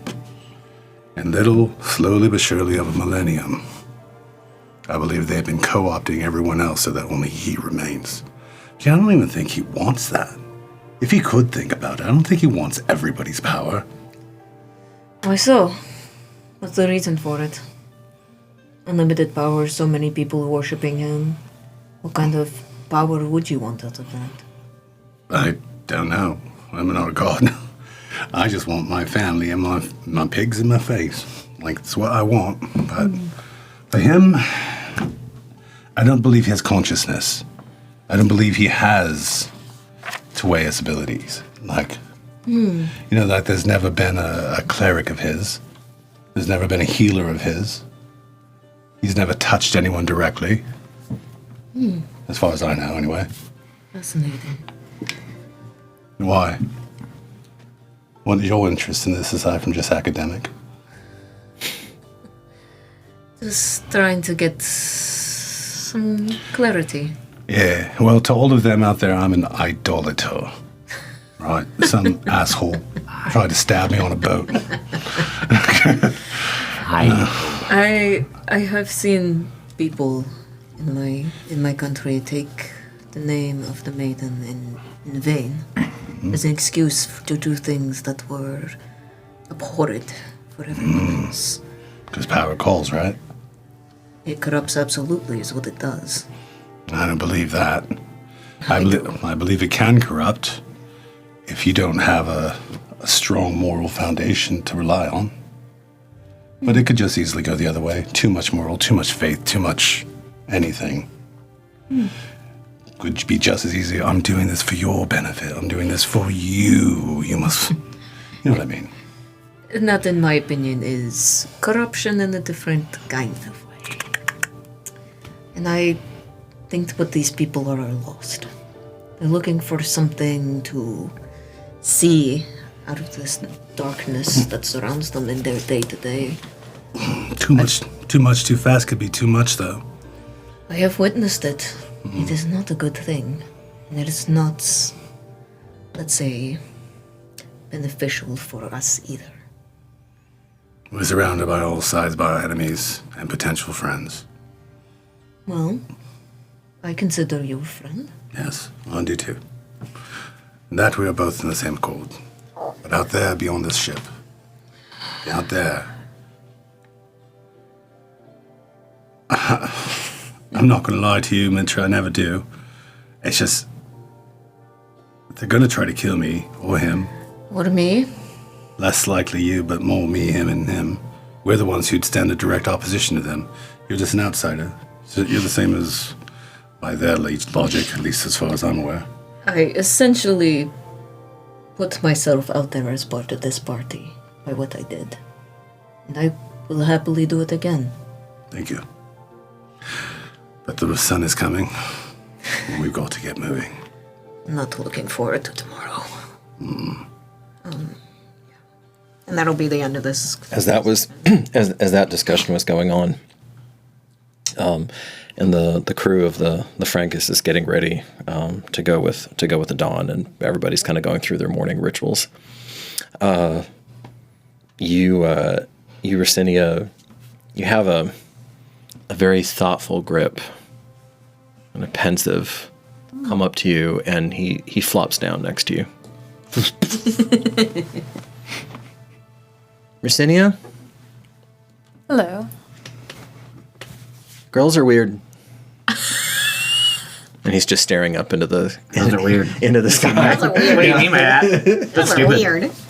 That is an idiot. So good. I miss you, buddy. That's so good. I'm getting there. We can't all just have, you know, all the green-haired girls falling for us, but I don't know. So Lady Bestia, she has green hair. Does she? Why green? And Green, we're not friends. and her scales are, they're really nice. They're nicer than mine.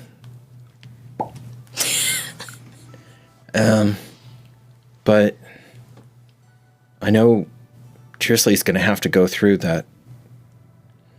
He kind of looks at you guiltily. There's the thing that happens. I don't know if I'm supposed to talk about it or not. But every dawn, anyway. They're weird, huh? He says, looking at very much confused person. If green, why not friend? Would you mind telling me more about this Trisley? I've never heard the name before. Never? How does someone not know about Trisley? Trisley's how it smells after the rain, and how the hills roll, and how the stars shine and show you the way home. That's my Triss. Can I insight to see if she figures out if he's talking about a person or Yeah. That was really good, though. Yeah, That sounded that's like great. Toby. Bro's so in love, man. Hopelessly. Hopelessly. And just, I haven't noticed a thing. maybe? maybe? His Maybe. deception's a -4. The 9? His charisma's quite low. His charisma is quite low. Not that. You think so, but the way that he's speaking about Trisley, he's speaking about a goddess. Almost. Okay. It's like Been that. there, buddy. It's like that kind of reverence. That kind of love. Does Trisley also have scales? No. No, stupid. God.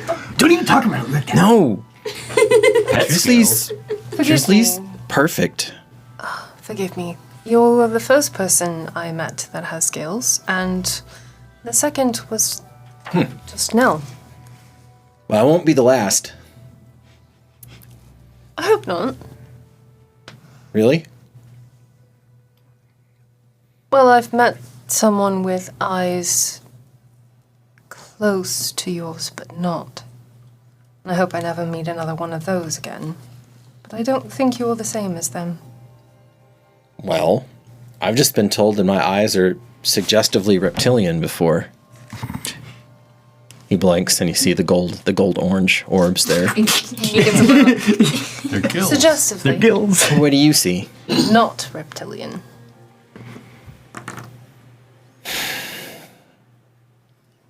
Good talk. Anytime. He gets up. Come on, I'll help you load your stuff. Go to somebody else. You didn't bring very much.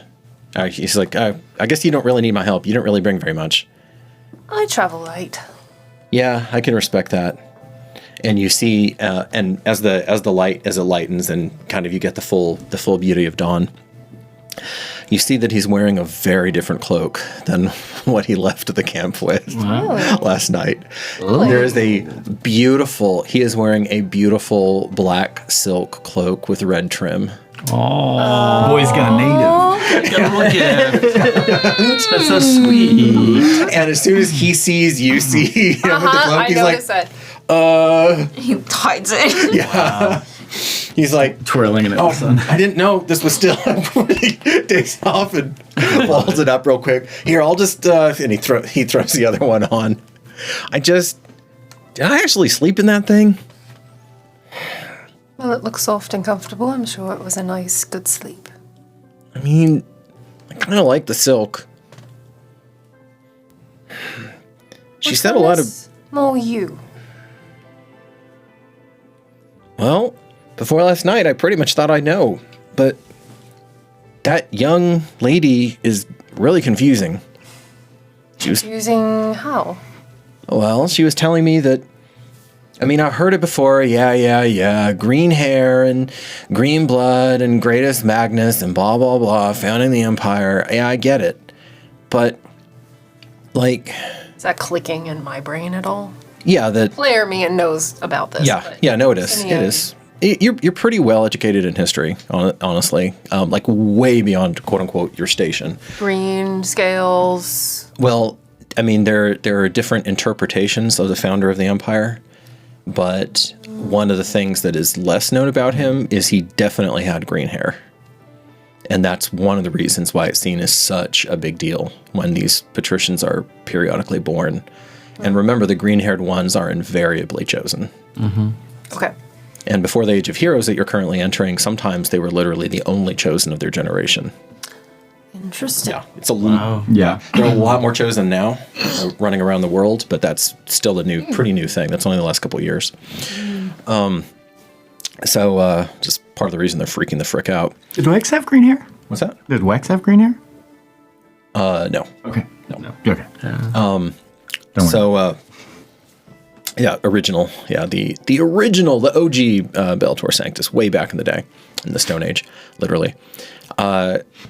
So he says, I don't know. She was just like telling me that why was I fighting so hard against my heritage, and like that it's not a crime to enjoy some of the finer things in life, and we're all going to die anyway. So we may as well have some joy while we're here.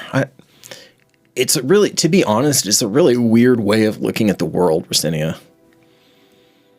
So people do look at the world in strange ways. But it's always interesting to learn about them.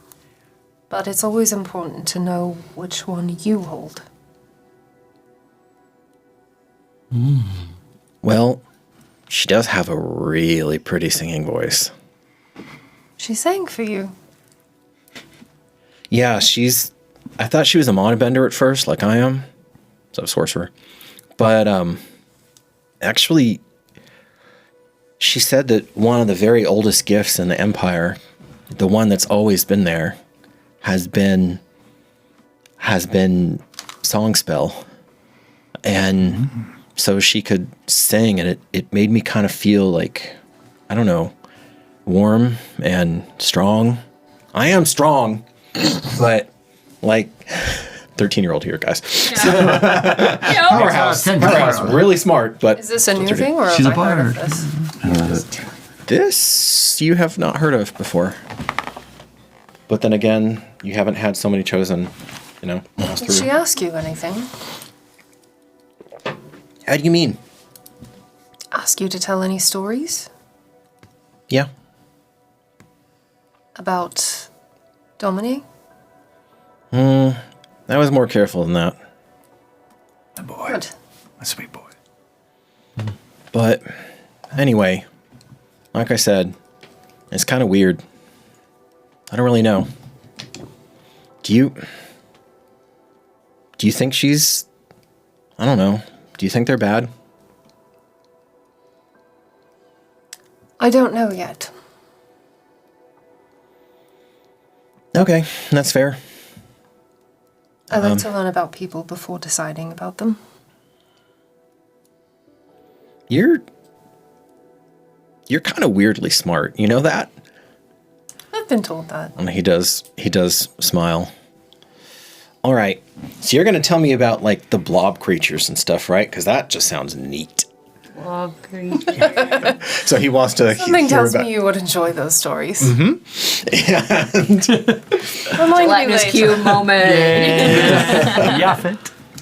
all right. I want to seek out Titus. I actually was going to seek out Devon, so that's perfect. I'm going to say that Devon, you were, because of your knowledge, you were conscripted to help get the ship ready to go, so you don't have as much time. You can still have the scene, but basically, you guys are making landfall when this is happening. So there's a quick kind of echo of goodbyes from yesterday when Antigone thought that she was gonna leave, but now that Marcus is, I was going to say extorted, but that's not fair.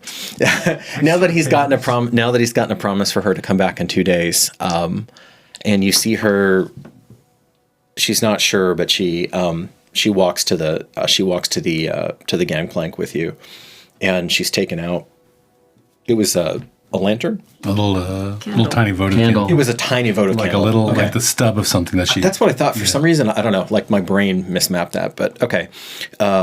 So you have the little candle, and you see a familiar light, like a very soft, gentle version of this familiar light. Anybody who's seen Marcus work, what in this day and age is a miracle, honestly, but any of his divine magic, you would recognize it and you would see it.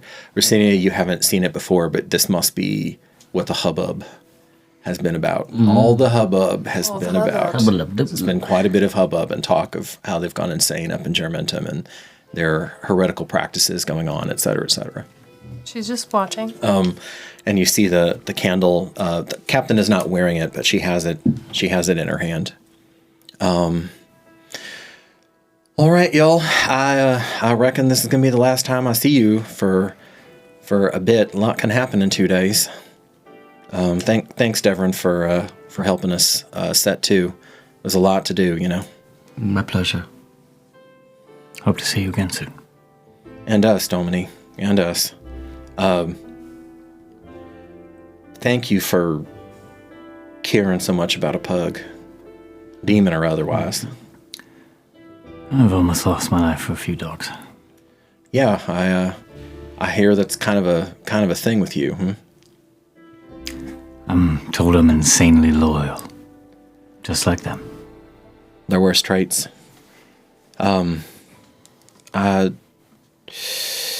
Yeah. Okay. Just know that you're going right into a hornet's nest in there, but you already know that. Yeah. And Marcus, keep your head on shoulders. That's where it's gonna stay as long as I can. And we'll try to keep it there. You know, I don't know if it'll work in time, but I was digging through my cabin the other night, and I came out with this, and she takes out what looks like a wooden vial with like a screw top. She says, one of the more popular poisons around here is called Ansara's Kiss. I'm quite familiar, yes. And if that's what happens to be chapping your hide or burning your insides out, as the case may be, you probably want to be taking this. I'll get you. Okay. Thank you. You're welcome. Thank you very much. Yeah, that there tincture sure came in handy before, and a lot of the serpent folk and whatnot kind of use something that works on as well. And I had my more than my fill of them. I ain't ever going back to that isle anytime soon. So, which is where Rex went just when he left. Like he was going to clear it, and then Sarah. Oh, out to the west. Yeah, no, he's still on the continent, but he's young, he's crazy. No offense. She just looks over at Devon and Grip. I give her a smile. So back to us safe. We will do the same. Okay, we'll see you. Keep your quarters tidy. Valet. Valet. All right. My lord? Yes, Devon. You and Marcus, I think are correct. The safest thing to do with Wace's armor is to have it on me versus not, and to be able to get it back to Germantum. Can I ask you a favor to assist me? You played the game last night. Yes? Oh, Succession. Yeah, one thing my father did teach me, and my brother even more so. How'd it go? And then this is how she started helping him. Okay. Like that kind of like it. Well, as we get downstairs, yep, there's a whole thing there, but it went well, I believe. I added second and third layers to my long-term strategy, and was able to actually distract him enough to sneak in a precision strike. Yeah, and I was kind of pulling on it the whole time. Just like, You're going to find out, Devon, unfortunately, there's no way you're going to fit in her armor. Okay. Brace yours in. Something. But you can take some piece. Yeah. You can take some piece of it with you, so maybe bracers then. Yeah. Okay. Chain guards. Then I'll put the rest away. Okay. You will notice. Yeah. And I do not want to distract what's going on today. Please keep that a secret for now. And you'll see like the hole in the chest. Mm-hmm.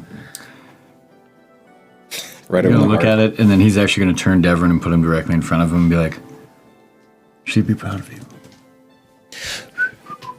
I'm proud of you." Grip. And then he'll go up. Thank you. I put it away so no one else sees what Grip did. Okay. Grip will know. Because I felt the presence last night of what was coming towards us, and I've already tasted that same feel to it. Can I sense out again to see if I can feel for it? This morning, it feels like a dream. I don't believe. I disbelieve. Cow. Feels all like a dream. All right, so you're kind of equidistant to Visum proper, to the camp where the summit is supposed to happen, and you see splitting the difference between them now, coming toward you as the Frankus pulls away, and hies off into calling it a river is really kind of downplaying how massive the Kogi is. It's basically the mighty Mississippi, but into this massive waterway. This figure approaches you. They're wearing a green, like a light green cloak, and it's too far to be certain, Titus and Marcus, but you think there's something familiar about the way they're moving. Male, female, Lady Veil. You think it's a man, but question mark. And then as they get closer, my friends, and he pushes down the hood of it, and for the rest of you, you are seeing the it's not description. So you're seeing a gray-eyed, wheat-haired youth. Adrian. Brother Adrian, that's correct. You got it. Look at you. So he comes bounding up, and well, I wanted to give you It's good to see you. Okay. You can give me a hug if you want to do it for both of us. Great. You're just gonna see that. Yeah. This one's for you too. Just not knowing the allegiances of where he's at. It's still, it's just funny. You have word of Catherine? Shh. Okay, yeah, word of Catherine. Yes. Okay. So, where to? He'll actually reach in for that and just kind of be like, Okay. Yeah, and then is she alive? He's like a little stunned. How do I say this? There's a lag time between like full adventuring mode and basically him with his quills and scrolls and whatnot. So when you give him this very hearty, Yeah. it's like, whoa. Yeah. Pulling in the door for Right. I'm awake. Yes. Are we free to converse? Are we going back to the camp, or to Visum? All right. I have one thing to mention. The senior sage will expect me back. I maybe fibbed a little bit just to get out here alone. Yes. Okay. So he starts walking back. Yeah. I'm a slow stroll. I'm Brother Adrian. By the way, may I have the pleasure of your names? I am Devron. Devron. Wonderful. Always says sister. Brother. Excuse me. Oh. I heard. I'm terribly sorry. You heard? Church is quite well informed. Well, Germentum's leaking like a sieve. Our duty is done. Understood. In the end, the flesh always passes. Cold comfort that it may be at this moment. A pleasure to make thy acquaintance, Devron. Pleasure is mine. And this is? Reprieve Remitra. Nice to meet you. Oh, what an interesting title. We'll have to speak about... I'd love to know the linguistic underpinnings behind that. And I would like to share. I would like to do a knowledge share if you would like. I would be delighted. I have plenty of scrolls with me. It's kind of my job. And he lifts up a little silver candle of the third light, wisdom. Okay. I'll take note of that. Marcus, it's good to see you. Likewise. Hale and hearty, despite the Template's best attempts. Numerous of them, yes. How many times? 3 now. 4 for certain. But you already know that. Walking in there at some point. I don't know how. Oh, yeah. Well, I'm attributing at least 3 more there. I'm sure you'll be willing to document it. I wanted to make certain, though, before you went in, that you knew that, well, the short version is this. The strongest mana bender in the city, his name is Agrippa, or at least that's his nom de guerre, any road. He's been recalled. He had been out for a while after that incident. Rosinia, always good to see you. And this was. Have I met him? Oh yes, this was one of your important allies in the struggle against the creatures in the cult. Oh, okay. All right, then she's not shrinking back anymore, is she? Adrian, he's not chosen, but he is a brilliant, non-chosen will worker. So he has to ritual cast basically everything, and he was the one who figured out how to detect them. The master, your old master got credit for it. Yeah. Publicly, but he was part of the secret burials that happened because the magistrate major was trying to keep the entire, as you remember, trying to keep everything completely hush. Yeah, so he was one of the people that was there. He gives you a bright, because it's been a while now since you guys had seen each other. Because you've been both obviously very busy, but he might even give you a hug if you allow it. You know, I mean, you're you're kind of comrades in arms from that whole secret war. And he says, well, Agrippa, a bit of a hothead, and although he thinks he's, this is the same Monobetter Melissa that was in the in the sewers that helped us yes, get up, yes. at least up one level. The way OP the one. one that was super impressive. Yep, the way OP one. Cynthia loved the guy. Other less OP. Yes. I was hoping you would say it was that Agrippa. I was like, he's dead. There was more than one. And I know. It was terrible. the vital news there is that although the magistrate major was paying off his contract in installments, at the last minute his grace has seemingly rescinded it, and he's taken Agrippa back directly into the service of the church, specifically the Template. It's not surprising. There is no world where that's good news. No. Do you want me? This is skirting treason, but I really like you. Do you want me to, wouldn't be the first time, try to figure out how many times he's quickened? If you can safely. Well, there's relative safety, and then there's actual safety.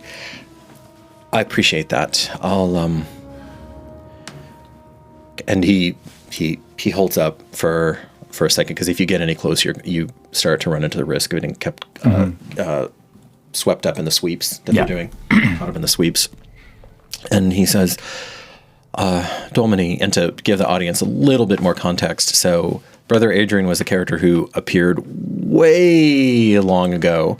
Episode 3. And he was, on that original, basically he caught you guys on the original migration diaspora from Marcus's home to the home of Geramentum and Safety. Yeah. And he is a twined soul with a former member of the Fellowship, with Katrin. So they are linked to one another, even though he's not chosen, much to his chagrin. He says, I have much to tell you of what has gone on when we have more time. But she is, in her own redoubtable way, fighting the good fight. She's taken some terrible risks inside of the city. She's also refined her powers of illusion and has impersonated people. It's very dicey. That's exactly what I expect. Thank you. Yes. My lord, one thing I want to mention with last night, the Magnus knows that I received while working from the... Understood. But he did not kill me. Good to know that he's curious. He sees us potentially as a resource, and that was part of my playing with him. I might be able to elucidate that a little bit, Devrin. Oh, Adrian. Well, you see, there has been intense conversation about exactly how to proceed with that, and it seems, the rumor has it, that the Magus Seneca has decided, his advice to the Lady Planner is that because it happened technically outside of the bounds of the Empire, that it's, what was the phrase that they were bandying about? Not their monkey, not their circus. So that phrase. I monkey. don't actually know if it was a crime in the eyes of the Empire or not. That's very interesting. And as far as it goes for House Tornix, they view us all as a resource. Right. Okay, I'll have to run away now. Yes. Thank you. It's wonderful to see you. It was good to see you. All of you. We'll have to catch up soon. Yes. Definitely. The cult has been damaged, but it hasn't gone away. You're going to hear more news about that. Rosinia, the bodies are starting again. Already? Apparently one winter is long enough. Like I said, we'll have to catch up. Yes. Little different MO this time, but Valet. And he Later. Valet. Probably. answers up. Yeah. Rosinia is actually gonna switch gears and walk up to you, very quietly, be like, I'm just going to remind you as a player, because it was literally like 2 years ago in real life, that there was a series of, in modern day we would call it a serial killer, but okay. there was a series of brutal mutilations that were going on in the city. John Graydon. But Is that connected with the whole worm thing? Apparently, yes. Although you never 100% figured out what it was, but you knew that they were essentially harvesting different parts of different people towards some sort of end. That you were not interested in finding out what the final what the final form was. Know. So when you took them down. When you took them down at the end, you were like, yeah, we're just going to burn everything here. Apparently we missed something. So, or somebody else has started to take it up. But that was made with surgical precision. And Adrian just implied that it was maybe a little bit cruder this go around. But okay, you're not sure yet. So sorry, go ahead. We'll find that out. Are you planning to pose as his bodyguard again? You did quite a good job of it. Would you like me to? I'm asking if you wish to. Possibly. I could help understanding some of the protocols. And then she'll basically go into, like, if you do want to do this, stand on this side, slightly behind. Like, she'll share a couple key things. Actually. Okay. Write down, Sydney, if you would, that you get a crash course in probably the top handful. Leptospharugian protocol. Yeah. Yeah. Okay. Cool. She doesn't start downloading a long list. It's like keep these things in mind. And then I assume when you have more time, you're going to go into more basically as you have a chance and as things come up, you're gonna give her. Yeah, because I imagine we're on our way to the camp. Yeah. So we don't have time. So she's gonna reduce that into what is the essentials. The essentials. I can probably fill in the blanks here and there. You can. I mean, your own culture is highly hierarchical and quite ritualistic. So yeah, you're as soon as you can see the pattern. I'm like, nah, I can figure it out. Yeah, no. So that's your beloved. Okay, I could. Oh, that's your steel fist. And Okay. then I could do that, and okay. You guys don't have a ritual fight in the basement? Yeah. That's so crazy. You don't know this, Sydney, but the character, your character's like catnip to him. Because it's a foreign culture. He's made his whole life about unearthing obscure or defunct foreign cultures and understanding them and their ways and their linguistics. So it's like a whole whole thing. Like kid in a candy store. Yeah. Like that look that he gave you is like, yes! Yes! Oh, please! For real? Oh my gosh! Don't appear too eager. You want to hang out? Want to be my friend? What do we eat? So you get through, and at least on this side, finally the Legionnaires have asserted themselves, ? Mm-hmm. And you pass by, as you enter the camp proper, you're challenged by and given entry by these Legionnaires instead of by the Wyverns. So yeah, the actual. Where they should be, which should have been, of course, in control of the camp the entire time. Mm-hmm. Yeah. But that's not how that worked out. And as you approach, and I don't want to give anything away, but there might actually be a physical representation of some of this soon. Oh. Are the Legionnaires, how formal are they compared to the Wyverns in terms of their structure? Basically, are they a little bit less lax? Are they out of practice? Oh, yeah, it's a bit of a shit show. Okay. Yeah. It's foundation on that. So you're looking around, and they'd probably have it, because it's going to be on one of the extreme ends. South? Yeah, south, because that's closest to Leptis. Okay. Mm-hmm. So you're basically hitting the east part of the camp, like the riverside of the camp. You're going through there. You hit the same same road that you were on, that the Lady Planner took control of, which is like the main artery. And then you cut south, and they're, obviously, as soon as you get there, they're runners, they're slaves, they're servants who are going to make sure that you're not just wandering around the camp unless you want to try to buck them for whatever reason. But if you follow their pleadings and their urgings to come with them, they basically guide you to what looks like a pretty good setup, although because he just got in. Yeah. Actually, Donnie, give me a roll. I want to see basically a timing roll, a luck roll. 6. 6? Okay. So that conversation is 6 torches later. that conversation is already not a disaster, but that conversation has already taken place. Okay, and Devrin and Marcus. Actually, I'm gonna recycle some of these older roles here. So Devrin, you see the characters that I'm about to describe. You know when you walk into a room and you can tell that there's been an argument? Oh. So you're walking in, and if not an argument, there's at least some lingering tension that's going on. And that'll make more sense as I'm describing the scene. But mark that for that massive protocol roll that you made. I'm just going to say that they're following all like the classic lines of a Leptis Regium camp, except they're sloppy. So it's not very hard for you to figure out what's going on and who's going to be where, basically. Okay. Does that include a tent for our party? Yes. Or okay. Yeah, as basically like visiting dignitaries. And that traditionally that's going to be, the tradition is it's going to be on the side closest to your homeland. So presumably that's going to be on the north side. Yeah.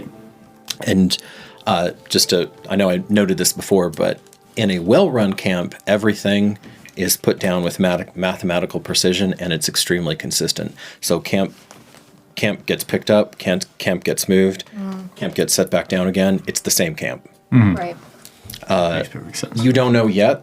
Can I take lead of any servants that are bringing things to and from the tent that is designated for this party? You certainly could. You are in the wrong section right now, but when you get there, When I get there, you can. Yeah. In when fact, I get there, when the timing works, when it feels like it's the right time for her to actually just assert her. Okay. Yeah. Yeah. No. For sure. and basically take command of that Okay. quietly. You get down there, and I'm gonna make a roll and see. It's a little discombobulated. Okay. So old boy must have gotten here either in the middle of the night or hella early, because the walk. I mean, it's probably less than a torch after dawn. That you're coming up to this place. So you see arrayed in, because this would be 4 parties, yeah. So basically arrayed in like quadrants around what looks like a central signing table. You see members of a surprisingly light delegation from the church. You would have expected them to turn out in some force for something this important to the city. But instead, you're only seeing about half a dozen people over there. As opposed to, like, say, the civilian administration that's turned out here, the magistrate major is turned out here with closer to 30 people, which is more... Really trying to show his strength, yeah. Kind of more what Lady Planner selected.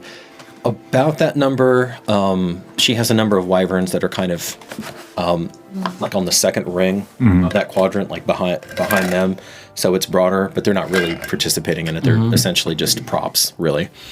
And as you're going through, Corey, with that 23, you see there's a look on who must be the magistrate's face. I'll describe him in a second, but he's kind of... There's a set to his jaw, and he's eyeballing the signing table right now. But you take that as a man who's very disciplined. Yeah, very disciplined. And not allowing his frustration and maybe even outright anger to land where he wants it to land. He's just staring at the table right now. But you can see by like the subtle clench of the jaw and just holding on to the curule chair that he's in, so the backless chair that he's in a little too hard, that he's not pleased. And the Lady Planner, who had been just filling the area, is almost a different person this morning, is oddly detached and you can feel her presence is there, but she seems to have deliberately pulled herself in some, and there's a coolness now to her. Her hands are folded perfectly in her lap. She's opted for a much lighter color for the morning. You suspect she may be one of the nobility who changes multiple times throughout the day. And so she's got the clothes for it. So this one basically has like light oranges and a little bit of beige that favor her skin tones, and kind of reflect the morning and the lightning of the day. And how close are we as we're approaching here? Like, what does it look These are pretty, these distances are going to be pretty grand. So think of it more like you're going into a lecture hall in a large college room or something. So you're kind of moving around. So maybe like back of quadrant to back of quadrant with the table in there is like 80 feet. Yeah. That's actually, exactly what I was thinking. About that. That's so there's a good, there's a good distance, and then the outer ring might get out to 100, 110, like that. I'll say to the party. I mean, we're all pretty tight, right? Yeah, you're tied in, and you, of course, are by far the smallest aside from the church. Look at the magistrate. He is frustrated. Can you see? He had an argument recently, perhaps with Lady Plana, and he is not happy with something. He is focused on the table, the signing table. He's focused on his future, as we are too. I'm sure that nothing he's planning has gone his way so far. That's why he's clawing his way to be here now. We have what he wants. A name. And finally, after many challenges, many roads, many all of that, your actually mortal enemy in all of this physically lays eyes on you for the first time. In a crowd, the magistrate major, also known as Cornelius Glabrio, he would be utterly unremarkable. Brown hair, brown eyes. Maybe the only thing that might be really of interest about him is he's a little bit on the slim side, and is reasonably graceful. And that's really about it. Clothing is neat and well kempt, but nothing extravagant, nothing inappropriate for his station. Almost picture perfect for what a plebe should be. I'm sensing underlying resentment. A lot of it bubbling beneath the surface. You see his wife, who has a pleasant spread of freckles on her face, and is plump and smiling. Seems to be having a good time here. And then there's several other members. You see a couple magistrates minor that are floating around. Cornelius. And then finally, kind of. Would you do that? No. So further back, not allowed into the ring, potentially because of his stench, is a brute of a figure, at least as tall as Titus, probably taller, and full articulated plate, with a helmet that looks riveted on. He's got a grotesquely oversized butcher's cleaver. The butcher. And those unfortunate enough to be downwind of him are just this creature reeks of blood and gore. Although in the presence of his betters, Surtor Carnifex, the butcher, Surtor the butcher, is... How would you spell that for the folks at home? You remember that, right, guys?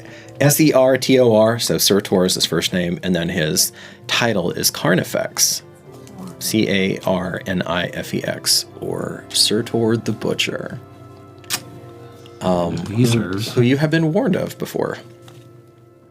And the magistrate, and indeed everyone, he must be mighty indeed for them to tolerate him. His presence, his odious personal habits. But there he is. The mistress of course is here. Or presence. And and the lady planner, perhaps because of the stench, is sitting exactly opposite him and as far away as possible. Valid. Okay, and then by tradition, you all take the northern quadrant because that's where you come from. And Rastenia, this is the moment where you have to declare yourself, because traditionally you would be down at the southern quadrant, but you are now with them. Yep, I start moving forward and start clocking the servants around what should be our tent. Okay. You can't quite see the tent from where you're at, but you know the direction. You know the direction it's at. Okay. Everyone begins to assemble, and like I said, you finally see him in the flesh. This man who is hard at work having you declared an enemy of the state, or Nephis, which is the only world in which a plebeian can have a patrician executed once you've been stripped of that protection. And at the same time, you see his son, honestly somewhat more handsome, still slender, but like a runner's build, I would say, beside his father. And of course, this is who, in the Magistrate Major's idea of a good time, your lady sister will be marrying. He is actually looking around, and he seems overly busy right now with a stylus and a wax tablet that he seems to be playing with, and then frustrated will etch a sketch. I was going to say, I was trying not to say that, but the advantage, of course, of the wax being that you can more easily undo your mistake and then go through. So perhaps a mathematician of some sort. Definitely observing that technique and go, No, not a bad idea. Yeah, it's bad idea, actually. How do you want to carry yourself as you enter into the meat of why you're here? I think you'd be approaching it pretending to be everything that he saw within his grandfather, and then him slowly starting to look over and notice that he's like feeling awkwardly with that. And as he's kind of turning his head back, he's going to look over at Marcus, and he's going to look over at Mitra. He's going to look over at Devrin, Rastenia. And behind them, I think that he almost feels like he saw someone that he didn't see anymore, but it's a flash of Merrick kind of in the crowd passing. A flash of Wesa in the crowd passing. Fallen comrades. And everyone else from Jeramentrum that like he doesn't see, he starts seeing their faces in the crowd in the north side. And he's seeing all of that, and then it kind of comes to him. And then he starts to feel more like himself. And then he starts to kind of give his radiance and his kind of pride of representing the North in his. And he walks directly up with that confidence to communicate that. I follow whatever suit his lead in that sense. Okay. And with the Lord in the North's arrival, the table is set, the lady planner says, bothering to stir herself finally, because she had seemed almost statue-like. Magistrate Major, Senior Sage Longinus, Domine, I see that his grace is not in attendance. I pray that the reason is pressing indeed. And the senior sage on that side just drops into a deep bow. He doesn't even venture any sort of defense. Very well then, gentlemen. Let us decide the fate of Jeramentrum. And that, friends, is where we will pause the tale. Yeah! 2 years to It's getting tasty. 2 years to game it. 2 years to get here. Get ready for some speeches, boys. And as I said, I think last session, this was originally the earliest the campaign could end, and it still could. No! So, no promises as to anything as we go on.